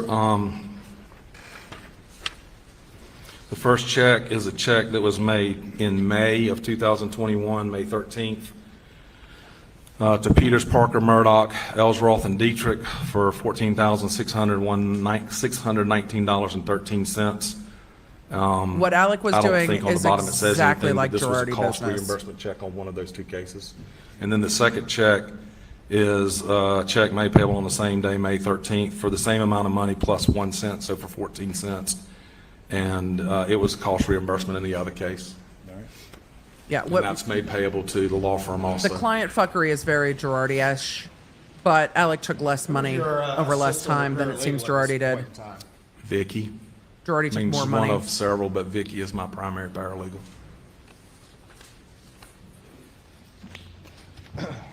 At some point in May of 2021, did Vicky advise you of any inquiry coming from PMPED about His name where is these fees were? Alexander. It's pronounced Alec. Some people call him Alex. No, she didn't advise me in May about any inquiry about where the fees were.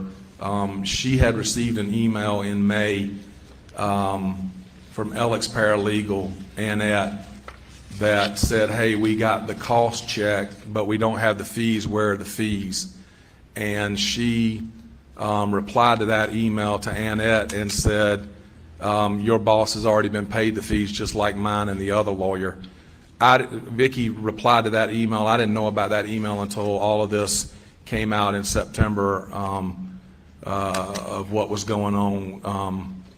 I didn't know about that reply email to Annette. Vicky did receive an email. Well, they were handling it without talking to y'all.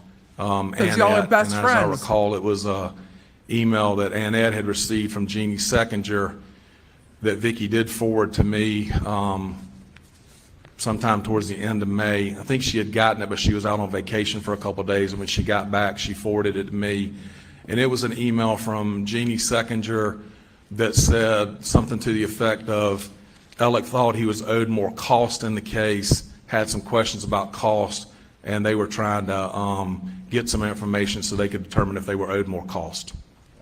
She did forward me that email. So for all of you asking about Esquire, or ESQ, it is the honorific for lawyers, kind of like you put doctor in front of doctor. It denotes a practicing member of the bar. So if you've graduated from law school but haven't passed the bar, you're a JD, just like you could put a MD after your name or a DDS or a PhD. That's your degree. But being able to practice makes you an Esquire. It is. Some people are more thrilled about it than others. I was very thrilled about it when I first passed the bar, and then it wears off. But because a JD is technically Yes, a sir. doctorate degree, some This lawyers looks also like go the by email doctor. string where Not Jeannie Seckinger, the chief financial officer at not PMPED, cute. emailed Annette Griswold, which was Alec's primary paralegal, basically says that Nicole, I don't even know who that is, brought Yes. them the expense check, and that didn't match their records. Alec thinks he has more outstanding cost, but can't say what, and they want to see if they can get some information concerning expenses and disbursements. Looks like Annette forwarded that to my paralegal Vicky on May the 27th. Vicky was out. That's pretty great. Looks like Annette asked her again on June the 2nd if she could get her some information, and Vicky replied to Annette that she didn't deal with some of the documentation they were requesting, and so she would forward it to me. Yes, all female that's lawyers June get the 2nd Esquire. when? Esquire is 2021, gender neutral. June 2nd. Esquire is for practicing, licensed practicing members of the bar. So Alec Murdaugh At is this point in not time, Alec Murdaugh are Esquire. Alec's fees still in your trust account? He can't No, sir, practice. they were dispersed. But you told them it was The check there. March, I don't know the exact date, but You they covered were for dispersed in them. 3 separate checks in March. It was already dispersed. At some point in time, around this June 2nd, thereabouts, did you receive any call from Lee Code? I believe He I had lied- a conversation he lied with to Lee the firm. Cope. I was trying a case in Hampton the week before that, and I was in and out of their office. I do, Pat. And I believe I had a conversation with Lee. That would have been like the week of May the 24th or some of those days in there. And I believe I had a conversation with Lee. He asked me if all the money had been dispersed in the Ferris case. And I told him that it had not been, that we had some liens Why? outstanding, medical bills and liens outstanding, and we were holding money for some additional costs in case things came in. And he didn't ask me any further questions. He did not mention that there were any issues or concerns about fees. After you received that call from So it Lee wasn't a Code, precise answer. what did you tell Lee Code? I told him I'd have to check into it. After that, did you reach out to the defendant? I did. And what was your conversation with him?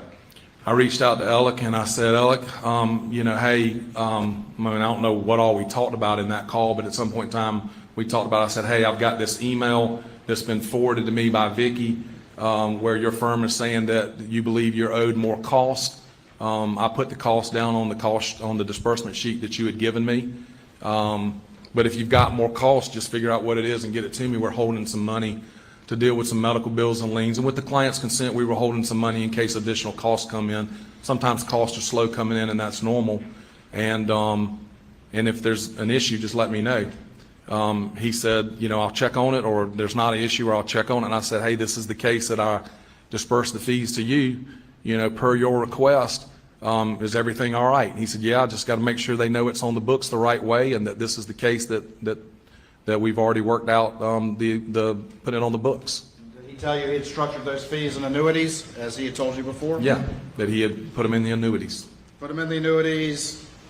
Firm's gonna make sure they're on the books. As far as I knew, the firm was aware that the monies had been paid to him, that he was putting them into annuities, that they would credit him as already having been paid, and they would account for that whenever or however they split up money.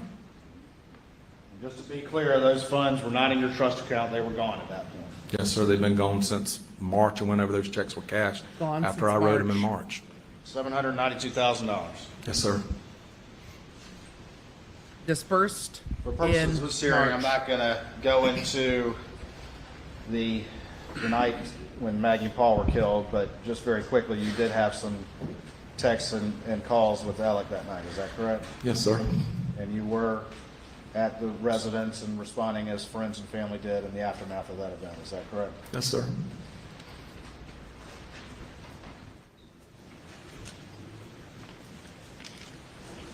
There's a After lot happening in this courtroom right A few now. weeks after the murders, did you, I think Creighton's being delicate on purpose, and I think Got that's one. appropriate. you good? Take a second. Because no matter how much Chris Wilson was involved, and I'm still not sure if he was helping Alec cover this, but he still lost people who were part of his family as well. Yes, sir. A few weeks after the murders, did you have another conversation with Alec, asking him if everything had been handled with the firm and those fees? Yes, sir. I don't remember if it was 2 weeks or 3 weeks or what it was. I mean, everybody was destroyed. I don't think anybody was focusing on that. I know I wasn't, but at some point in time after that, I just said, hey, is everything all right with the, you know, contact I got him with those fees? And he said it was.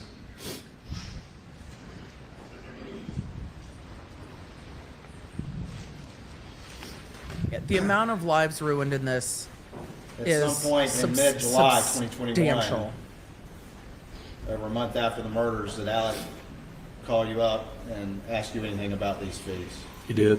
Tell me what your conversation with Alec was about these fees. He contacted me and said that he was not able to structure the fees the way that he thought he was going to be able to do, that he had messed that up, and that the fees needed to be paid to the firm, and they needed to go back through my trust account. Okay. And what did you say at that point? The fees had already been withdrawn. I didn't see anything that caused me any red flags or anything, and felt like if that's what had to be done, that the fees had to be paid to his firm and needed to go back through my trust account. He could send me the money, and I could run it back through my trust account and then pay it to his firm. Did he ever send you the money? Did, so he's promising, he's saying, I will send you the money back, is that correct? Yes, sir. Huh. Did you ultimately receive any funds? 600,000 of the 792. You only received 600,000? Yes, sir. And how did you receive that, do you recall? I think it came in two different wires, that either came on the same day or on back-to-back days. Did one of those wires come from Palmetto State Bank for $350,000? I believe so, yes, sir. And that was on or about July 15th? That sounds right, yes, sir. And the other was about $250,000 on July 16th, 2021? I believe from Bank of America, yes, sir. That was only $600,000? Yes, sir. So you're short from what you'd already given to Alec, correct? Yes, sir. How much are you short? $192,000. $192,000. Yes, sir. Did you have a conversation with Alec about being short? I did. And what was your conversation with Alec? He told me that he wasn't able to access the $192,000 immediately, that he had already put it into the annuity, but he couldn't do it the way he wanted to, but he couldn't access it because it would be penalized if it was withdrawn. and that So he he lied would to get me you. the money. So what did you do in He response believed to him. what your friend told you to do? Or told you? The way he about said the friend reason why had he was short quotations $192,000? around it. I didn't know you could talk with At that point, quotations. I had an indication that I was supposed to have $792,000 in my trust account that was supposed to have been paid to his firm. I'm responsible for that trust account. I put $192,000 of my own money in that trust account to cover the shortfall. Based on his representation that he'd get you back. Yes, sir. And it sounds like Alec is just trying to scramble as fast as he can to stop the thread from unraveling more.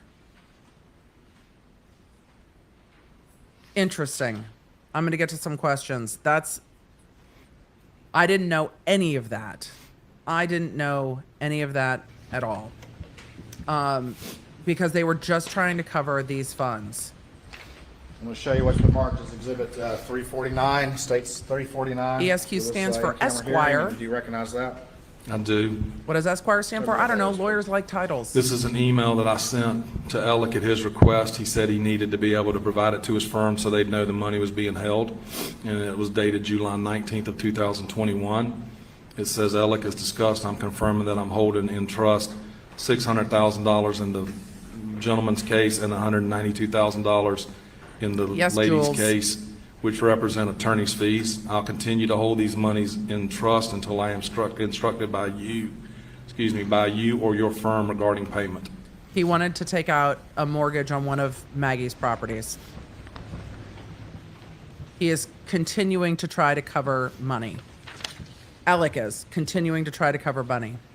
$350 was a loan from Palmetto State Bank that Alec Murdaugh needed Maggie Murdaugh's signature for, and then You after sent that Maggie email at that passed, point in time. Did you receive they any still further funded it inquiry without at her that point in signature. time, at least, We from haven't the gotten to law any firm of that saying, yet. All right, go ahead and send us the 792.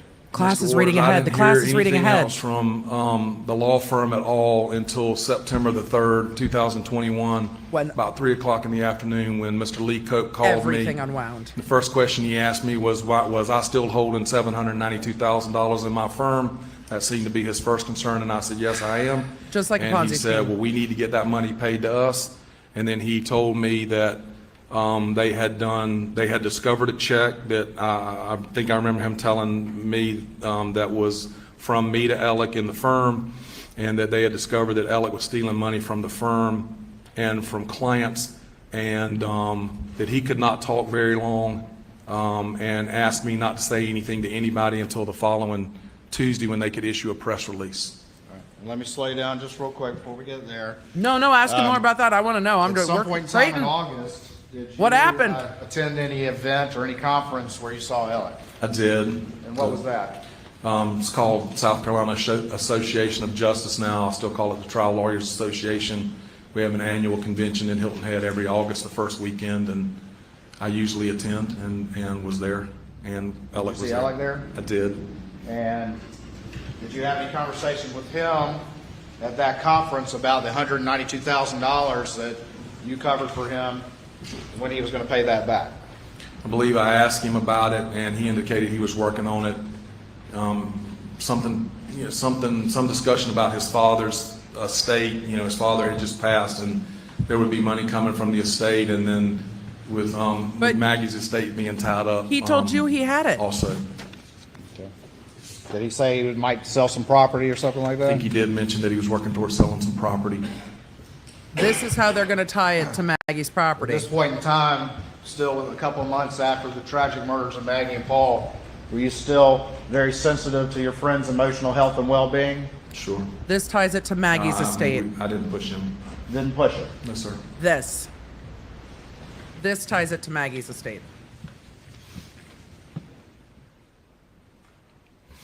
They didn't even get into Palmetto State Bank yet, and the fact that he needed Maggie's signature, and by reports she didn't want to sign for the $350,000 mortgage, or second mortgage or whatever, or loan After against the that house. conference where you asked him about it, didn't want to push him, did you have another conversation with him about when that money might be paid?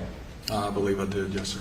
All right, I'm going to show you what's been marked as states 350 for this Look, hearing. I see if know you a number of recognize my that. friends watch the stream. do. I love Tell me you. what that is. I am It never is a loaning any of very you rudimentary, handwritten, $192,000. scratched out promissory note that I asked Alec to sign for me, which he did August 17th of 2021, acknowledging that I had loaned him $192,000 that he would repay within 60 days, I think is what it says.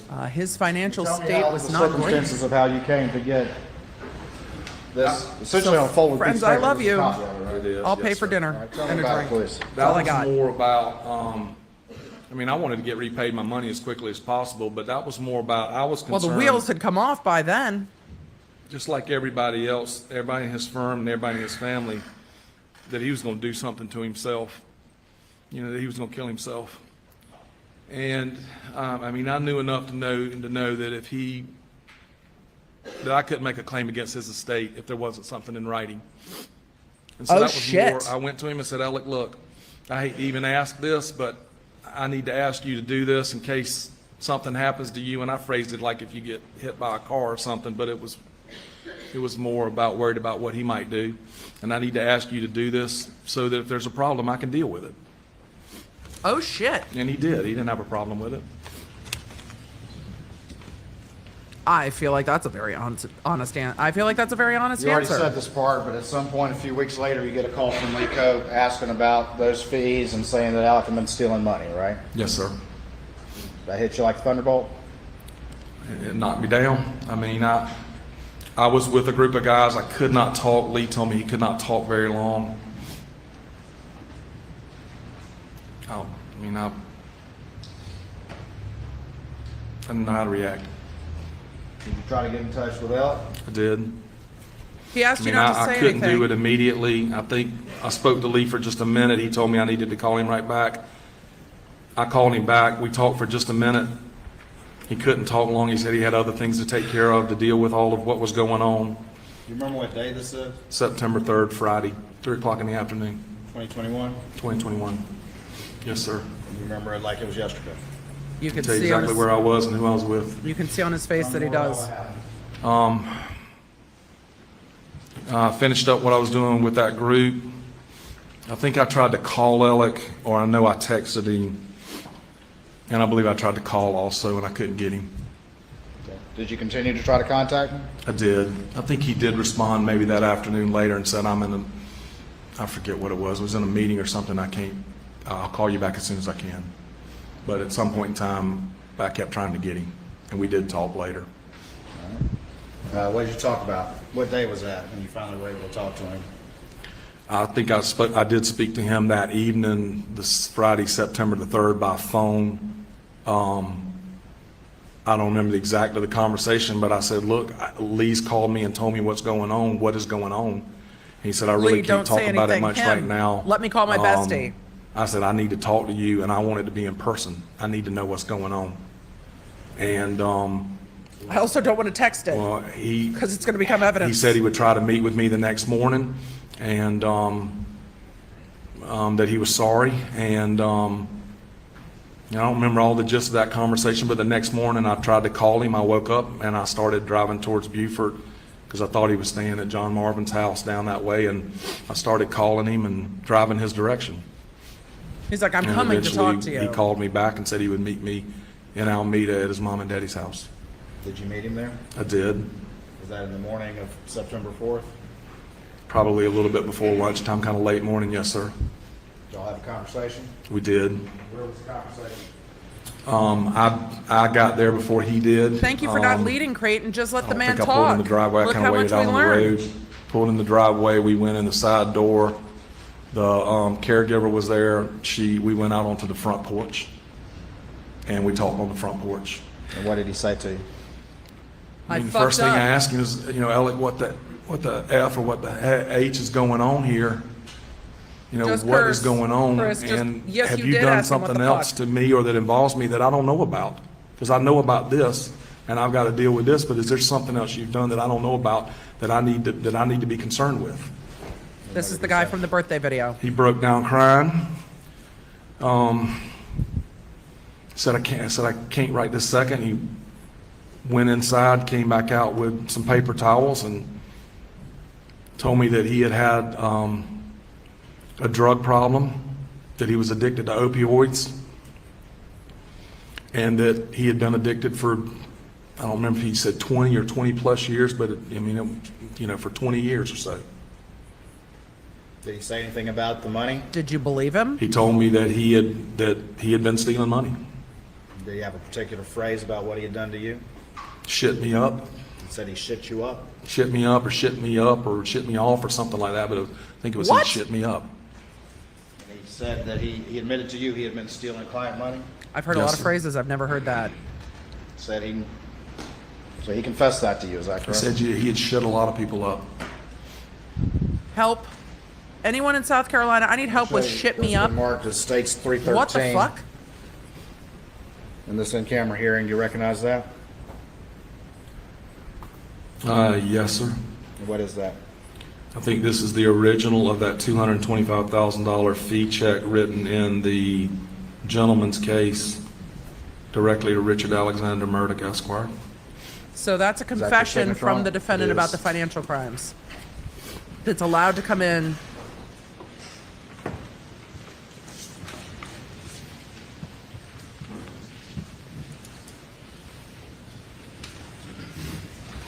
Well, shit. The chat, I see you. Google hates that I asked about shit me up. I'm sorry if Google blocks you, chat. I see it. We have 30,000 people in here. It's hard to get it. But I think it is fucked you over. I'm dumbfounded. How did that conversation end? It's kind of like you got to be shitting me, but like not quite right. I think I this don't remember man, exactly how it ended, Mr. Works. I was so mad. yeah, is mad, I had loved the betrayed, guy for so long, scared. and I probably still loved him a little bit, but I was so mad. Let him talk, Creighton. And Let him talk. I don't remember how it ended. I left. I mean, I asked him, how did I not know these things or see these things, and we talked.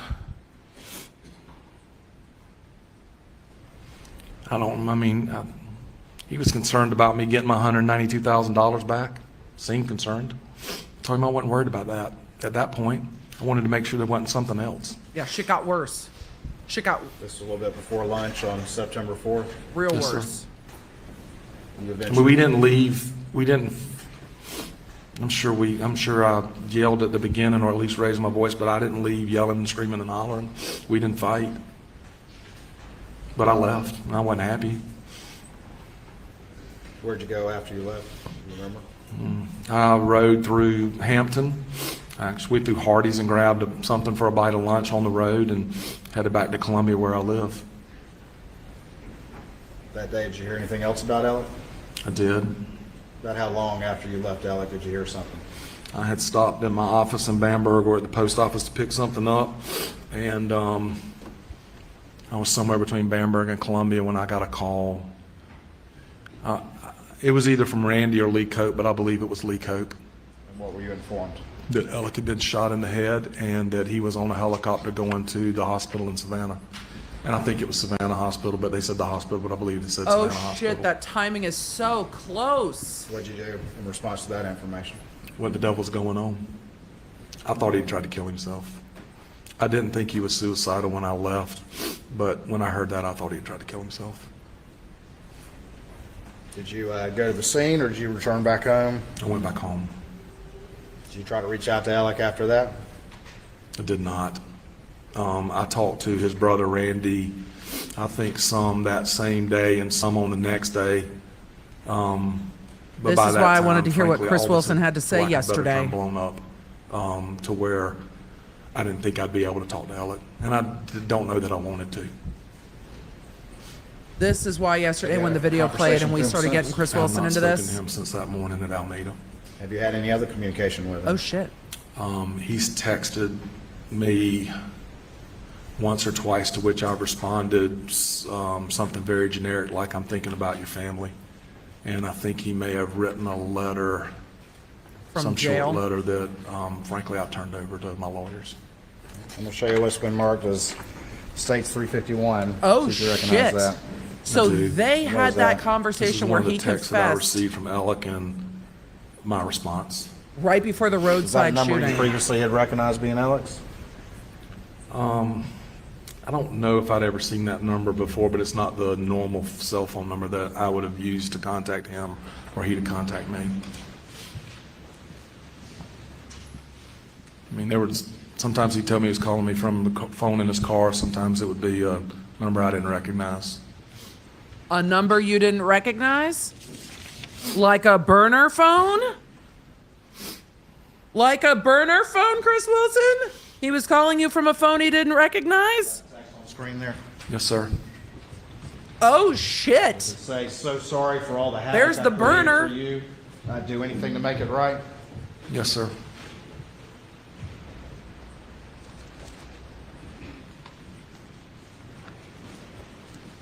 Damn.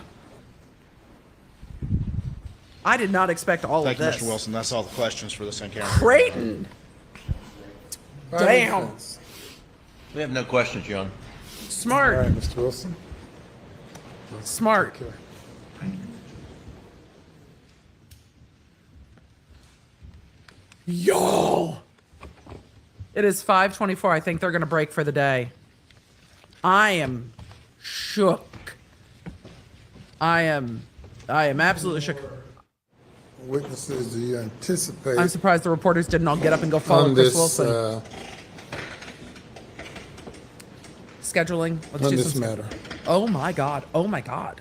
There's a lot of moving parts, Your Honor. I do have a law firm witness that I would like to call on this particular matter, one of the partners. We have the Satterfield matter. There is a confession of judgment, but we can present testimony on that as well. You don't need to. And we have a bank witness to establish Alec looks dumbstruck. the financial condition of Alec at the time these murders happened. From Palmetto State Bank. Which was, he was burning through cash like crazy. He was out of options. The $792,000 was gone in no time at all. And I think the evidence is very compelling that for an extended period of time, he had been living in a velocity of money that is really quite stunning. And he constantly had to achieve more money to avoid the reckoning that was happening. Is it going to tie it to Maggie's estate? Because if you don't tie it to And Maggie's so estate, it will we show got on that problems. particular day that on June 7th, 2021, when he's being asked about these Ferris fees, the financial condition is not good. There's not that money there. He's extremely leveraged in the debt that he has, and it will be part of a history where he is forced to do all these things that we've been showing through Ms. Seckinger to stay afloat and to stay one step ahead.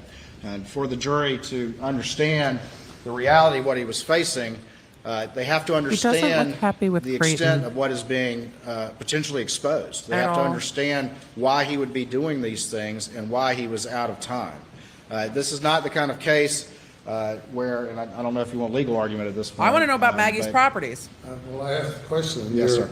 I guess this is still your answer. I don't know. Yes, sir. Thank you. Thank you, Judge. So anyway, this is the kind of case where, for example, he mentions the Bose case out of the gate. The Bose case, the hearing was going to be that week. We will establish evidence that the hearing was to get access or get identification of his accounts. Once that happens, that he would be unable, there would be not long before what had been going on would be exposed. And what we're talking about, and this is really how it's different from some of the other res geste and other cases that you're looking at, is it's really about the fear of what is about to be exposed. And what we're talking about, again, is a decade of malfeasance and misappropriation that ultimately would result in the charges that it's resulted in, as well as loss of his livelihood and loss of his law degree. And that's the real fear that was there. And when we look at June 7th in particular, at that point in time, he's out of options. We've heard from Ms. Seckinger that in the past, if he'd been able to pay that money or repay that money, Well, the defense isn't even listening. They're talking amongst themselves.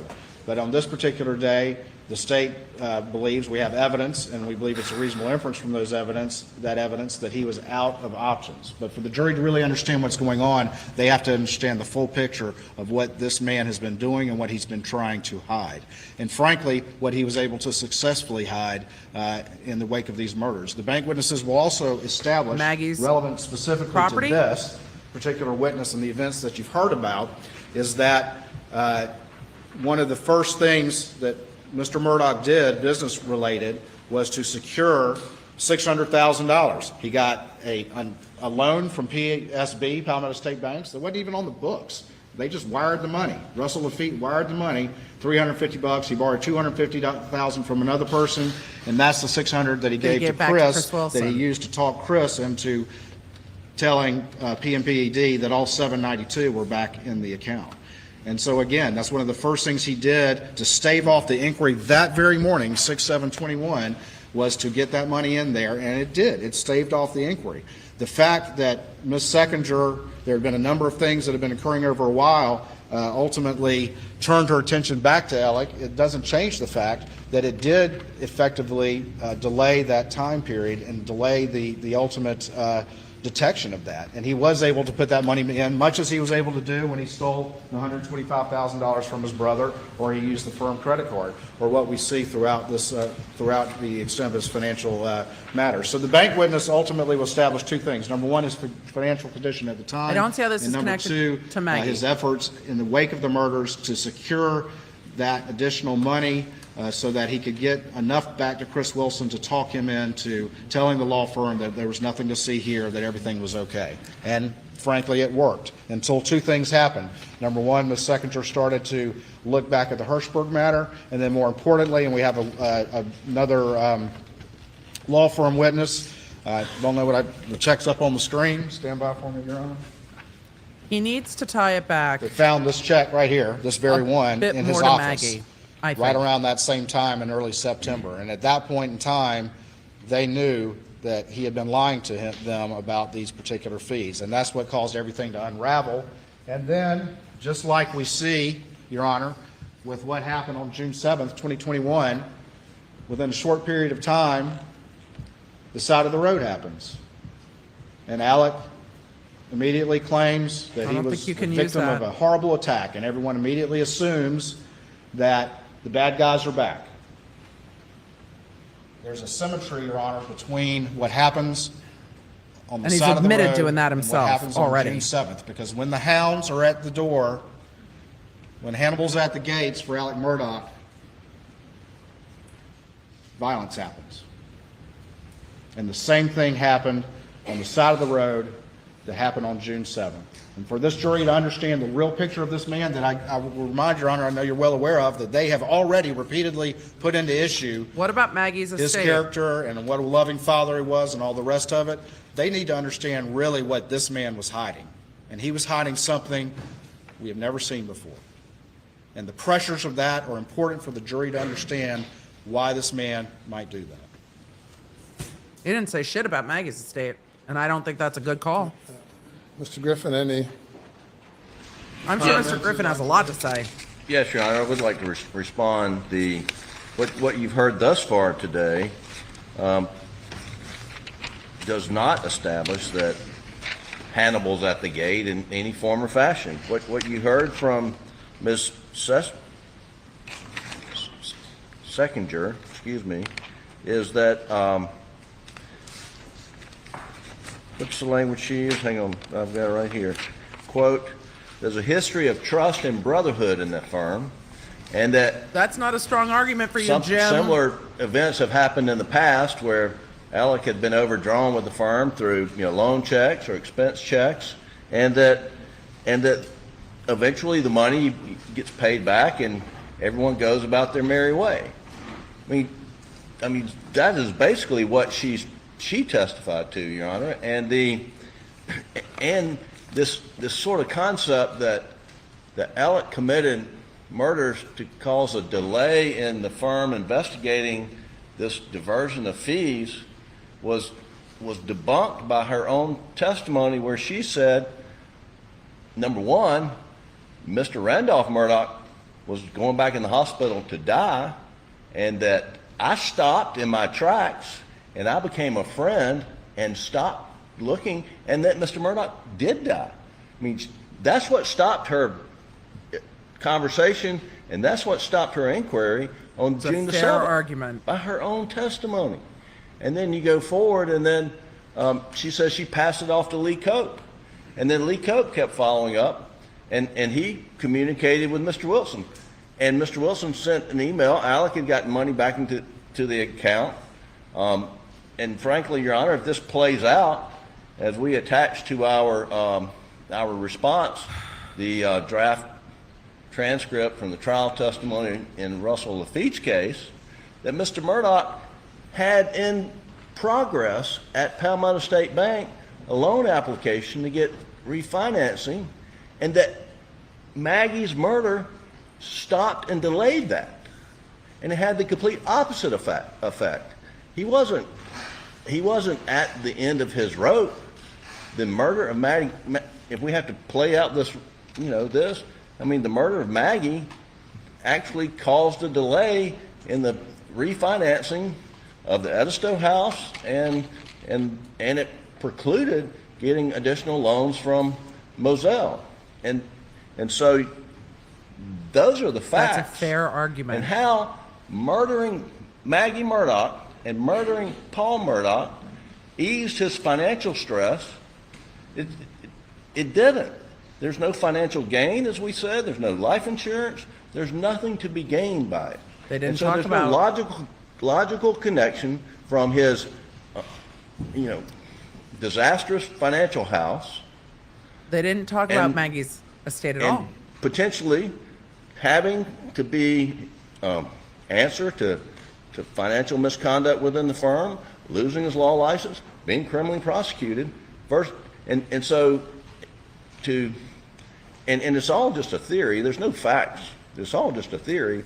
But the theory is there were a lot of facts there, Jim. The best way out is for him to murder his wife and son. That's where the reach is.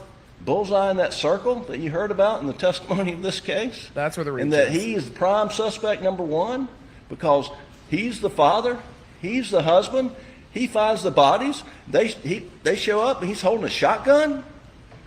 And he does that to get out from under scrutiny of a $700,000 diversion of fees with a history of trust and brotherhood in that law firm. Your Honor, there is no logical connection whatsoever, and it does not lead to evidence of motive. And Jim sounds nervous. We can have more testimony, but frankly, Your Honor, it doesn't meet. And then if we go into 403 and unfair prejudice, you heard a lot of unfair prejudice here, but the undue delay, confusion of the issues to the jury. He's going through a 403 analysis. A whole lot more evidence about financial misconduct than they have about a murder and that is fair of at guilt this point. in a murder case. And that's what this is all about. With regard to the list of other witnesses that Mr. Waters indicates that the state has,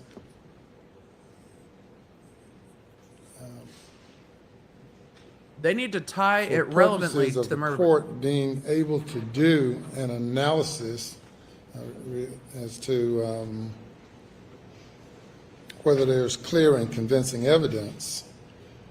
You have indicated with regard to some of the witnesses, some of the files you do not or did not contest them.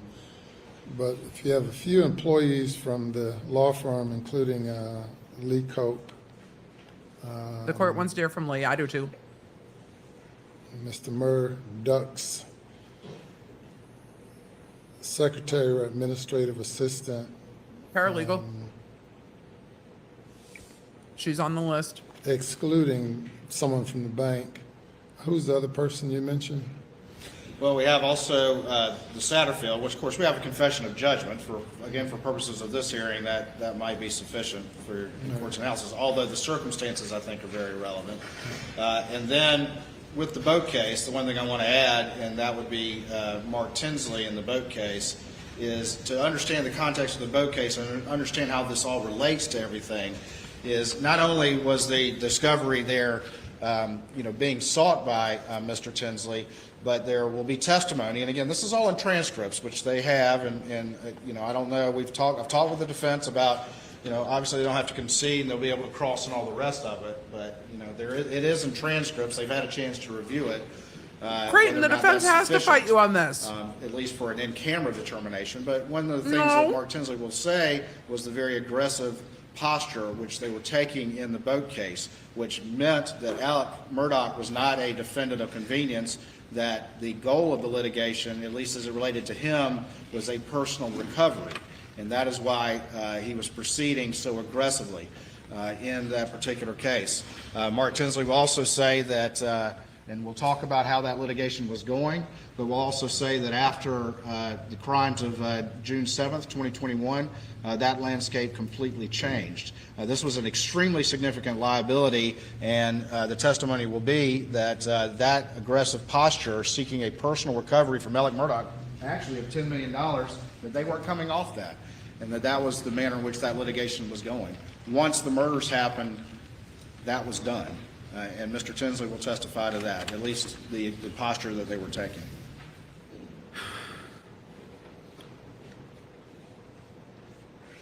Why not bring up Maggie's estate, though? But why not?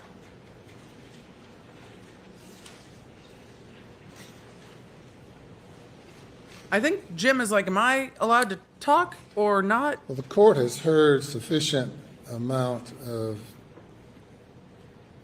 received sufficient amount of evidence to make a determination regarding clear and convincing evidence involving the law firm, and I do not need to hear from Mr. Cope or the other witness, what's her name? Ms. Griswold, in order to make that determination of there being clear and convincing evidence. With regard to Satterfield, you do have a confession of judgment, which the court has not seen or reviewed. With regard to the boat case, there's been no testimony. In the record regarding the impact of that on Mr. Murdaugh's He's narrowing down the witness list state of tomorrow. mind or the like. So Mr. Tinsley, particularly considering the representations by counsel that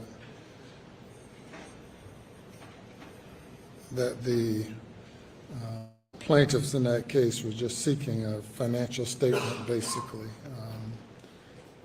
And so the court can hear from Mr. Tinsley, review the confession of judgment, then hear arguments from the parties once again regarding the admissibility of all of this as relates to these other bad acts, and also the limitation on this, if any. Yes, sir. Two matters right now. I do have the confession of judgment, which I can mark, as well as the disbarment.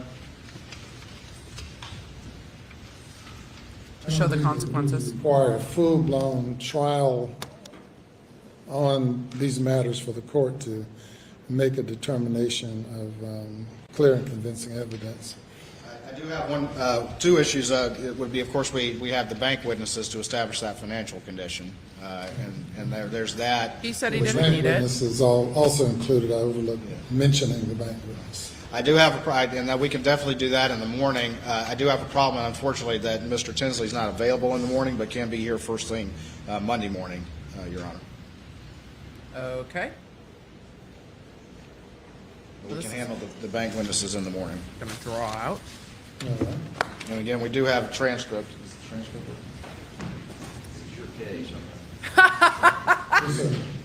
We have filed a separate motion with the court Jim. on the admissibility of essentially Mr. Jim, Tinsley's it's your testimony case. for any consideration by the court, because he's giving, a legal opinion. It's a judicial decision. It's not Mr. Tinsley's decision, and we've submitted that to the court. So we don't think anything Mr. Tinsley has to say would be relevant, would be prepared to argue that tomorrow or tonight if you'd like. Well, I haven't received that motion. Here's a clocked-in copy. When was it clocked in? January 24th, 2023. January 24th. That last Tuesday? The judge is like, When was that? Last Tuesday? damn, y'all.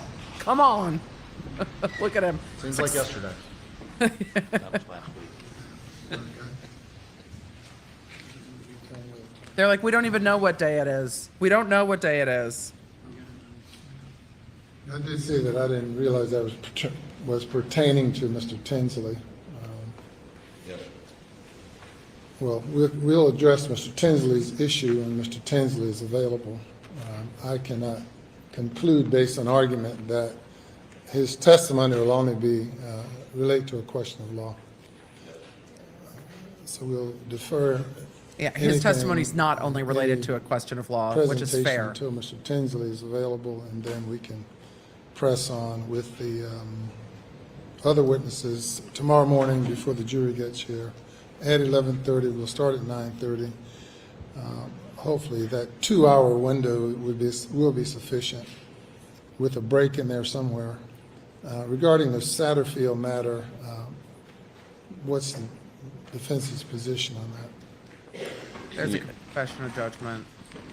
Your Honor, we agree that they have a confession of judgment. We agree that there's an order disbarring him for that conduct, and they concluded that confession of judgment, even though it has a disclaimer, anyway, the Supreme Court concluded that is an admission, so for purposes of disbarment, and I'd be hard-pressed to argue against Correct. that satisfying, clear, and convincing standard. Correct. He's like, there's not much I can What say, year Your was Honor. that? Sorry. The wrongful conduct. Well, yeah, well, the Satterfield matter, I don't have it off the top of my head, but it was quite some time ago. 2019, 20. When was the conduct is what was asked, not when the judgment was. So Dick is saying 2019 is when the conduct was. I believe it was right at the end of 2019, beginning of 2020. Satterfield issues separately. Aside from the court The court's like, if you can't find your date, fuck it, we're going on. determining just the issues in general regarding whether or not this testimony should be admitted on motive, identity, common scheme, race geste. There's a separate issue regarding remoteness.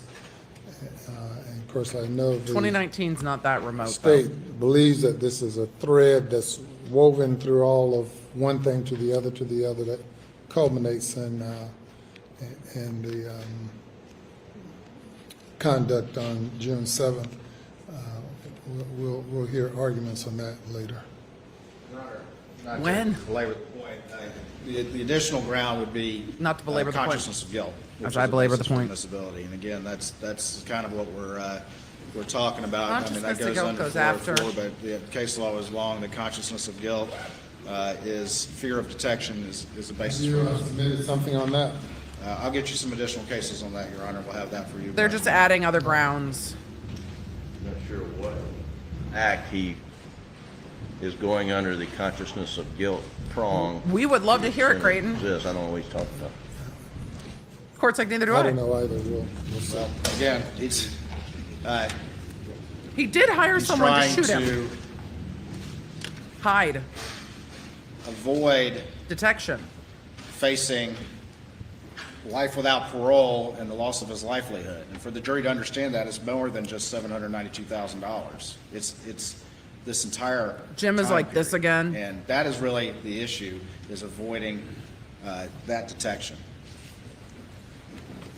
Okay, well, we've The judge is like, great. done enough on this day. We'll resume at 9:30.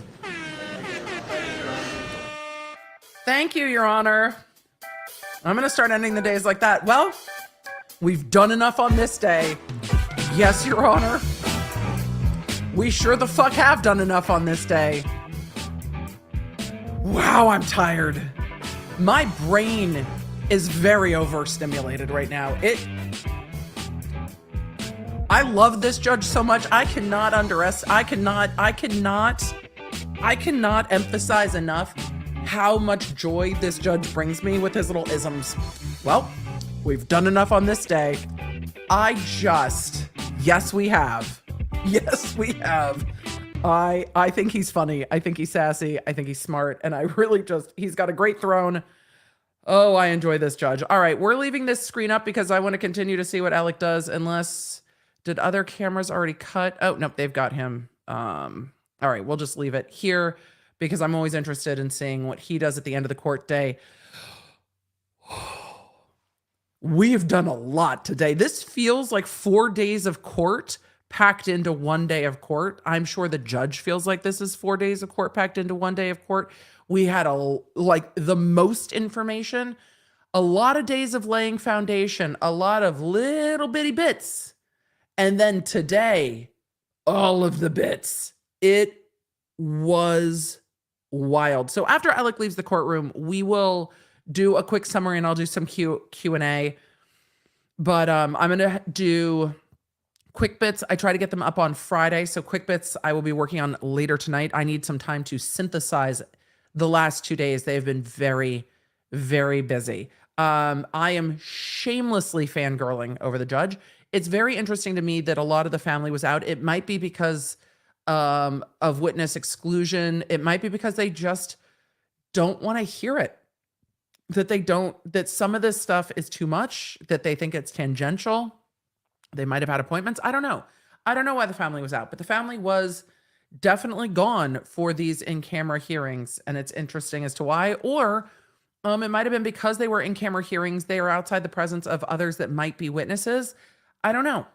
I don't know how you're smiling and old man fist pumping at the end of a day like that. Okay. I mean, okay. We saw that was a fist bump. That was a fist bump. Did you hear the judge telling Chris, take care when he stepped down from the stand? Very kind. This judge seems tremendously kind. That was a lot of information from Chris Wilson. It was a lot of information from Chris Wilson today. More than I anticipated. The conversation right before that roadside incident is an interesting amount of information. I don't know who the man in the blue shirt is, but I don't know who that is.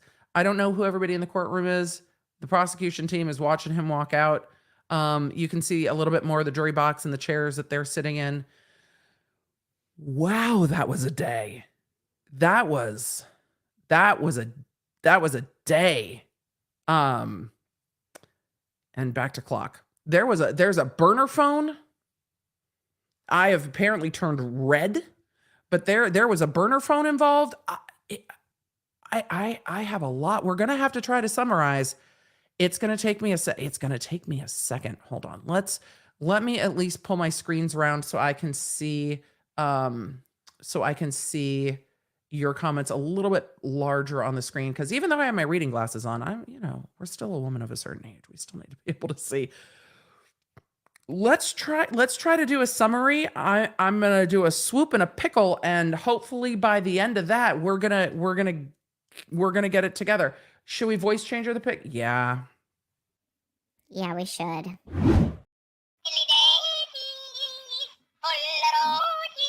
I'm here for it. It's been a long day. My brain is tired. I don't know what day of trial this is anymore, because today came in so hot that I don't even know how to wrap my brain around it. I think it's Thursday. I think we're on day 9. I summarized the morning in the morning, so you can go see the timestamp on that stream, but this is the afternoon, and we had witnesses that testified to evidence, sort of, before the jury was excused again to get into more evidentiary hearings outside the presence of the jury, and that's where the real information happened today. What we learned before the jury left the courtroom was that instead of executing a search warrant, SLED did kind of a look-see-poo around the house while being followed by Alec Murdaugh's brother, because there were 25 people at the house, and SLED didn't want to disturb them by removing them from the house to execute a search warrant to search the property for any evidence. So that was something.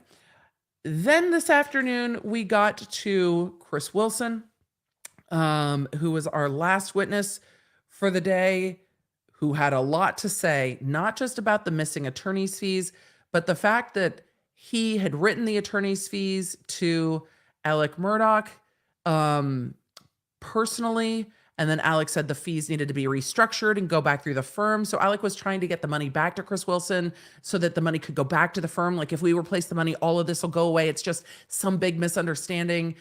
We learned that that was a loan off the books from Palmetto State Bank. We also heard that Chris Wilson, because it was short, put in $192,000 of his own money so that that $792,000 could go back to Alec's firm, even though he had already taken that money and spent it, which is why he couldn't redisperse it, but that he was trying to move money around. And he told Chris Wilson, though Creighton Waters didn't bring it up in his argument, he told Chris Wilson that he was dealing with his dad's estate and Maggie's estate, and that was going to help with the financial situation. We also hear that the morning of the roadside incident where Alec gets shot, hire someone to shoot him for $10 million in insurance. Interestingly enough, the lawsuit with regard to Mallory Beach and the boat case had been a $10 million civil lawsuit until the murders, but he staged a suicide for hire insurance thing by the side of the road. That occurred shortly after a confrontation in person with his lifelong best friend, Chris Wilson. And Chris Wilson was told by Alec that basically Alec had fucked him over and fucked a lot of people over and was stealing money, and confesses to the financial crimes and how bad the situation was. It was a lot of testimony. Chris Wilson also testified that sometimes Alec would call on his phone number and sometimes he would call from a phone he did not recognize. That was a lot of testimony. We also had the representative. I don't think he's the owner. I kind of lost track somewhere right after the jury went out about what he did for Forge because the chat was cracking me up, and so I forgot. But the individual who testified from the real Forge about the fake Forge told us a lot about annuities and said other things. We were all a little bit mesmerized in the chat. It was interesting testimony, more foundational. The Chris Wilson testimony is going to be a lot to unpack, and it really involves that confession to the financial crimes by Alec Murdaugh. What we didn't hear a lot from Creighton in argument is how murdering Maggie and Paul makes all the financial stuff go away. The defense is arguing the same thing they've argued the whole time. It's like, look, the firm stopped investigating the fees because his father was sick and dying. We haven't gotten into what the father's estate was and if it was going to be left to Alec or not, but you could see an argument where the defense says his father was terminal and passed within days of that. So there's no need to kill Maggie and Paul. And are the prosecutors introducing reasons for other people to come after Alec and his family?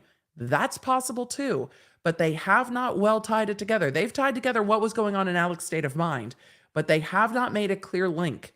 And the defense is going to keep saying, this doesn't make sense. His father was dying. There's no need to kill his wife and son. Everybody had empathy for him. His father is a legend. They called him handsome. Where was the money going to go? I don't think we're going to see testimony that maybe his father had written Alec out of the will because of all of this stuff going on and was going to leave it to Maggie and Paul. And if Maggie and Paul are gone and he's terminally ill, there's no time to change it. We haven't seen anything like that. And I don't think that we will. So I think for the jury, there's more that needs to be tied in here. But for our purposes covering this case, we learned a lot of information today. And wow, we learned a lot of information today. So let's answer some questions. The judge still hasn't ruled on this. He seems inclined to let the stuff with the law firm to come in. He's probably going to let some of the stuff with the boat case come in because those are closer in time. I don't know how much they can get into after the fact. I think that's why Creighton at the end threw in, and consciousness of guilt. See, we need this stuff after the murder too, and this shows that he was trying to continue to cover it up because he knew he was guilty. But consciousness of guilt could go to the financial crimes and not to the murder. So I think getting into events after the murder is going to be a little harder for the prosecutor, a little further afield. What a day in court today. Quick bits. Emily, that's the wrong bumper.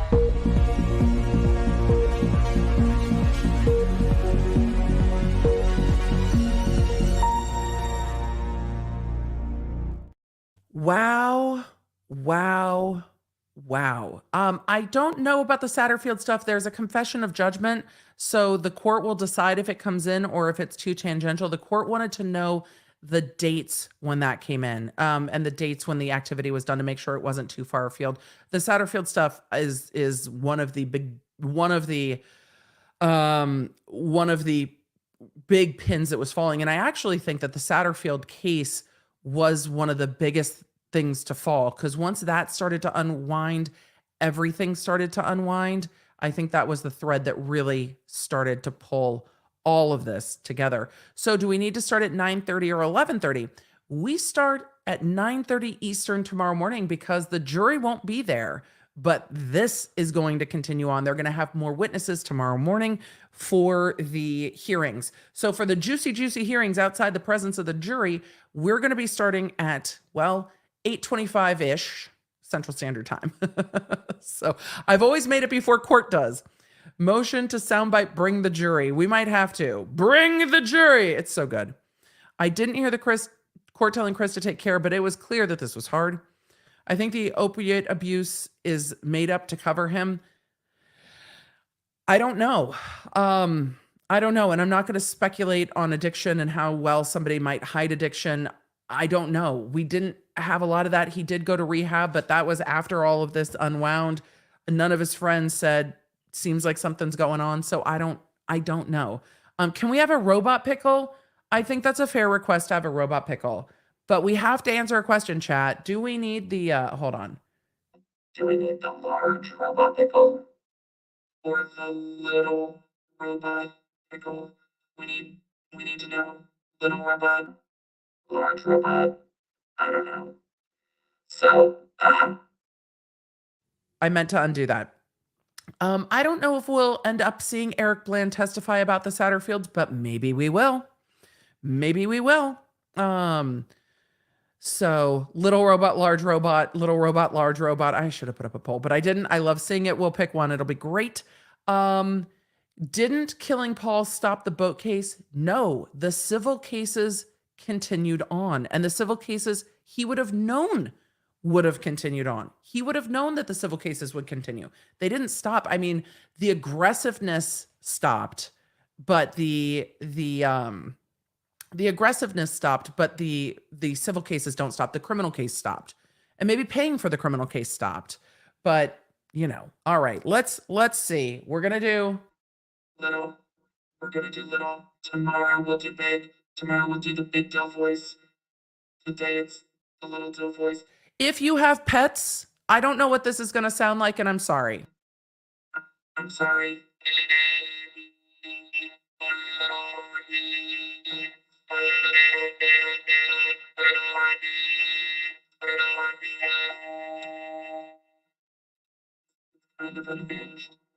It's a little unhinged. It's a little unhinged. It really is. So there we go. That is the robot pickle. I'm going to need some whiskey. Same. My kids really want to go out to eat, so we're going to probably do that. Question: the sloppy police work doesn't go well with the defense's rush to judgment, but if prosecutors lean into that, doesn't that undermine them as well? Yeah, I think it's a mess all the way around. I really do. I think it's a mess all the way around, because they were all really deferential because they didn't think he did it. Well, if they start arguing that none of law enforcement thought he did it, why the fuck are we all here? It's an absolute mess. And they haven't leaned well into his power and standing in the community. Yeah, it's definitely 5 o'clock somewhere. Is it possible for the father being near end of life also made things close in for him? Like not as much protection from the law firm? I don't know about that. Stephanie, it's a good question. I don't know. Wait, what? If Alec kicks the bucket, his money wouldn't go to his son, but his friend's firm because it was in writing? Because I haven't heard anything about Alec's will. Just wow. there would have, or at least the $192,000. And that was smart. He was like, I need it in writing. I need my $192,000 back. Like, he had more money than me and he put my family in a bad position. But isn't that what we've seen when people are perpetrating frauds? That they put everyone around them in a bad position. I'm getting whiplash. Donnie Joe Mo, I hear you. Irritated at Dick. I mean, sometimes the Dick is chafing. Irritated at the cops, absolutely. Irritated at rich entitlement, fair. Irritated that the senator is there instead of, well, no, he's a state senator, so he wouldn't be in DC. He's a state senator, and I think they're probably on break. I don't know how that all works. Aurelia, help. I don't understand. Please help me see how the defense is believing money was his motive for murdering his wife and son. The prosecution is saying that was the motive. The defense disagrees completely. How do they get there? They get to the wheels are coming off, the walls are closing in, things aren't as perfect as they seem. He never made the argument that I think he should make, is this goes to character and this goes to behavior, and this goes to explain his behavior before and after the fact, because it shows that he can act normal when shit is wild. But I'm not there yet either. It's context, and I think it's context. I don't know if it's motive. And I don't know if the judge thinks it's motive either. I think the judge is sitting at this is context and state of mind. I don't think the court sees this as motive yet either. But context and state of mind still comes in. And the defense is just, yeah. The defense has good arguments there. Chris Wilson texts back to Alec, I'm thinking of your family. Yeah, that was very telling. Chris Wilson was pissed and didn't talk to him after that. I get it. My paw nerd accepts the big robot voice. She thinks the little one is weird. That's fair. My cats don't love the voice changer, the voice things in the office. Would there be any merit to bringing up the mind of an addict in addition to the collapse of his lies? Probably just muddy the waters. And I don't think, have any concrete proof other than his attorney's statements that he was an addict. And I think it brings in a lot of mess that I don't think they can even get into. So no, I don't think they can. I don't think they will. Question, did the grand jury hear all of the financial stuff when they decided to indict him of the murders? I don't know. Grand juries are secret, and I don't know what they presented to him. I'm guessing that they did. It's basically, I screwed you over or I did you dirty. I think I did you dirty makes a lot more sense than I shit you up. Maybe it's just the flip of I shit you not. It was, or you got to be shitting me. I don't know. It's a weird use of the word shit. It's a weird use of the word shit. So, it's a lot of money and it's a lot going on, and it's it feels like what they're trying to argue is the shell game is where they can't get to. The SC legislature is in session. Good to know. Is Chris Wilson the father of Rogan? I don't think so, or at least we've not heard that. They would have asked. Becky, it has been suggested. I don't think that will come into trial. It's been suggested. It's been discussed. I don't think that will come in to trial. You have to choose to work with one, Elaine or Jim. Shit. That's a really difficult question. What do you mean by work with? I feel like I could just bring Jim like whiskey or snacks and he would probably just leave me alone. So probably Jim. I feel like probably Jim versus Elaine. Jim is a good attorney. I don't always like the things that he's doing, but I think Jim is a good attorney. I think he's doing, I think there's a big conflict issue with them representing Paul. I think all of this is a mess because Jim is like a witness to half of the things because he was there. Jim, I'm not surprised he didn't cross-examine Chris Wilson because now this is like an entire friend group eating its own tail. It's just, the whole thing is so bizarre and so enmeshed, and it's just, the spider web of shit in this case is absolutely unbelievable. But the spider web of shit aside, is that enough for the jury? Is that enough for the jury? But also, if it's not, who else? And the fact that the defense or the prosecution hasn't leaned in to the powerful family is interesting to me, because it could cut both ways, but almost everything in this trial does. It could put more targets on their back, or it could be, who would dare go up against them? They know law enforcement. Law enforcement showed up and was like, so sorry, don't want to disturb. Let us just do the quickest download of your phone because we want to get it back to you. We know things are difficult. Let us just, so sorry to disturb. Who would want to step to them? Because you're going to get destroyed. But the prosecution hasn't brought that up at all. You know, I think everybody in this community thought, well, if anybody's going up against the Murdaughs, it's the Murdaughs. It's nobody else. Everybody's afraid of them. They haven't done that. They haven't shown it. And they have shown a lot of questions. And we're just not there yet. Curious if he told Maggie he was confronted at work that morning. Their demeanor in the video and theory of family bonding doesn't track with how I would be feeling if it were me or my hubs hours later. And Krista, I think this goes to, he's real good at acting like things are normal when they're not. I don't think he told them. I don't think he told them at all. Idaho case penalty phase. Kathy, we're well away from the Idaho case penalty phase, but I do talk about conflict on this week's episode of The Emily Show. Christine said, shout out to my coworker, Heather the Distractor. We're trying not to shout while streaming EDB in the Cube farm. We definitely got to some pickles, so thank you and your coworkers for watching. This is exactly why AM insisted on a speedy trial. He knew the state could not put together their demonstratives, exhibits, etc. They needed to make things clear. A risk that may pay off. It is a risk that may pay off. But also, the Attorney General's office had this case for almost a year before they indicted him. So they should have known when they went to indictment that this was likely a play. He was in custody. He was not a risk of flight. They could have chosen to indict him at any time. So they had to balance that, and they had time. It's not like he was going anywhere. He had already been indicted on a bunch of other stuff when they indicted him on this. So they could have taken their time. So that's on them. That's poor planning. The rocking is self-soothing.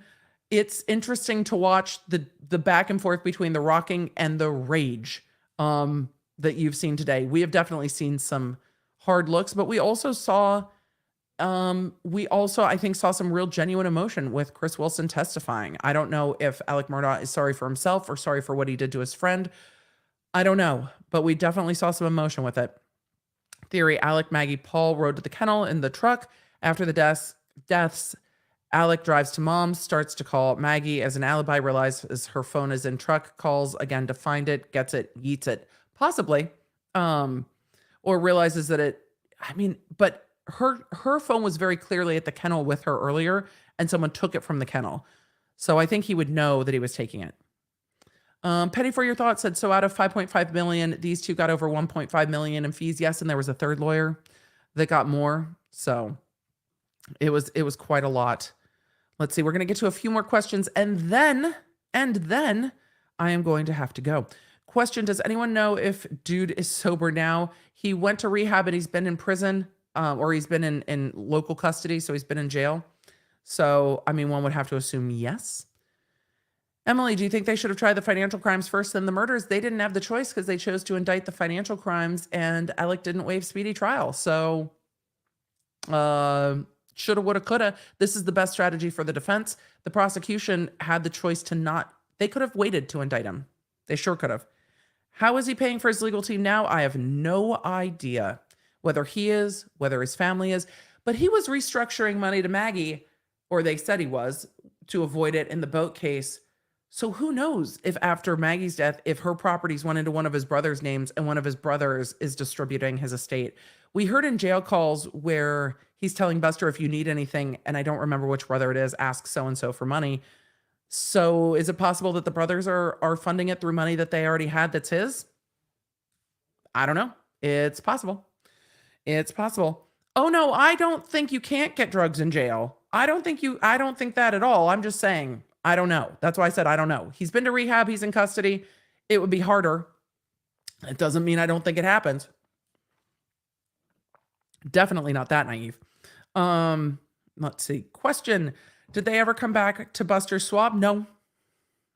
They laid the foundation and admitted it.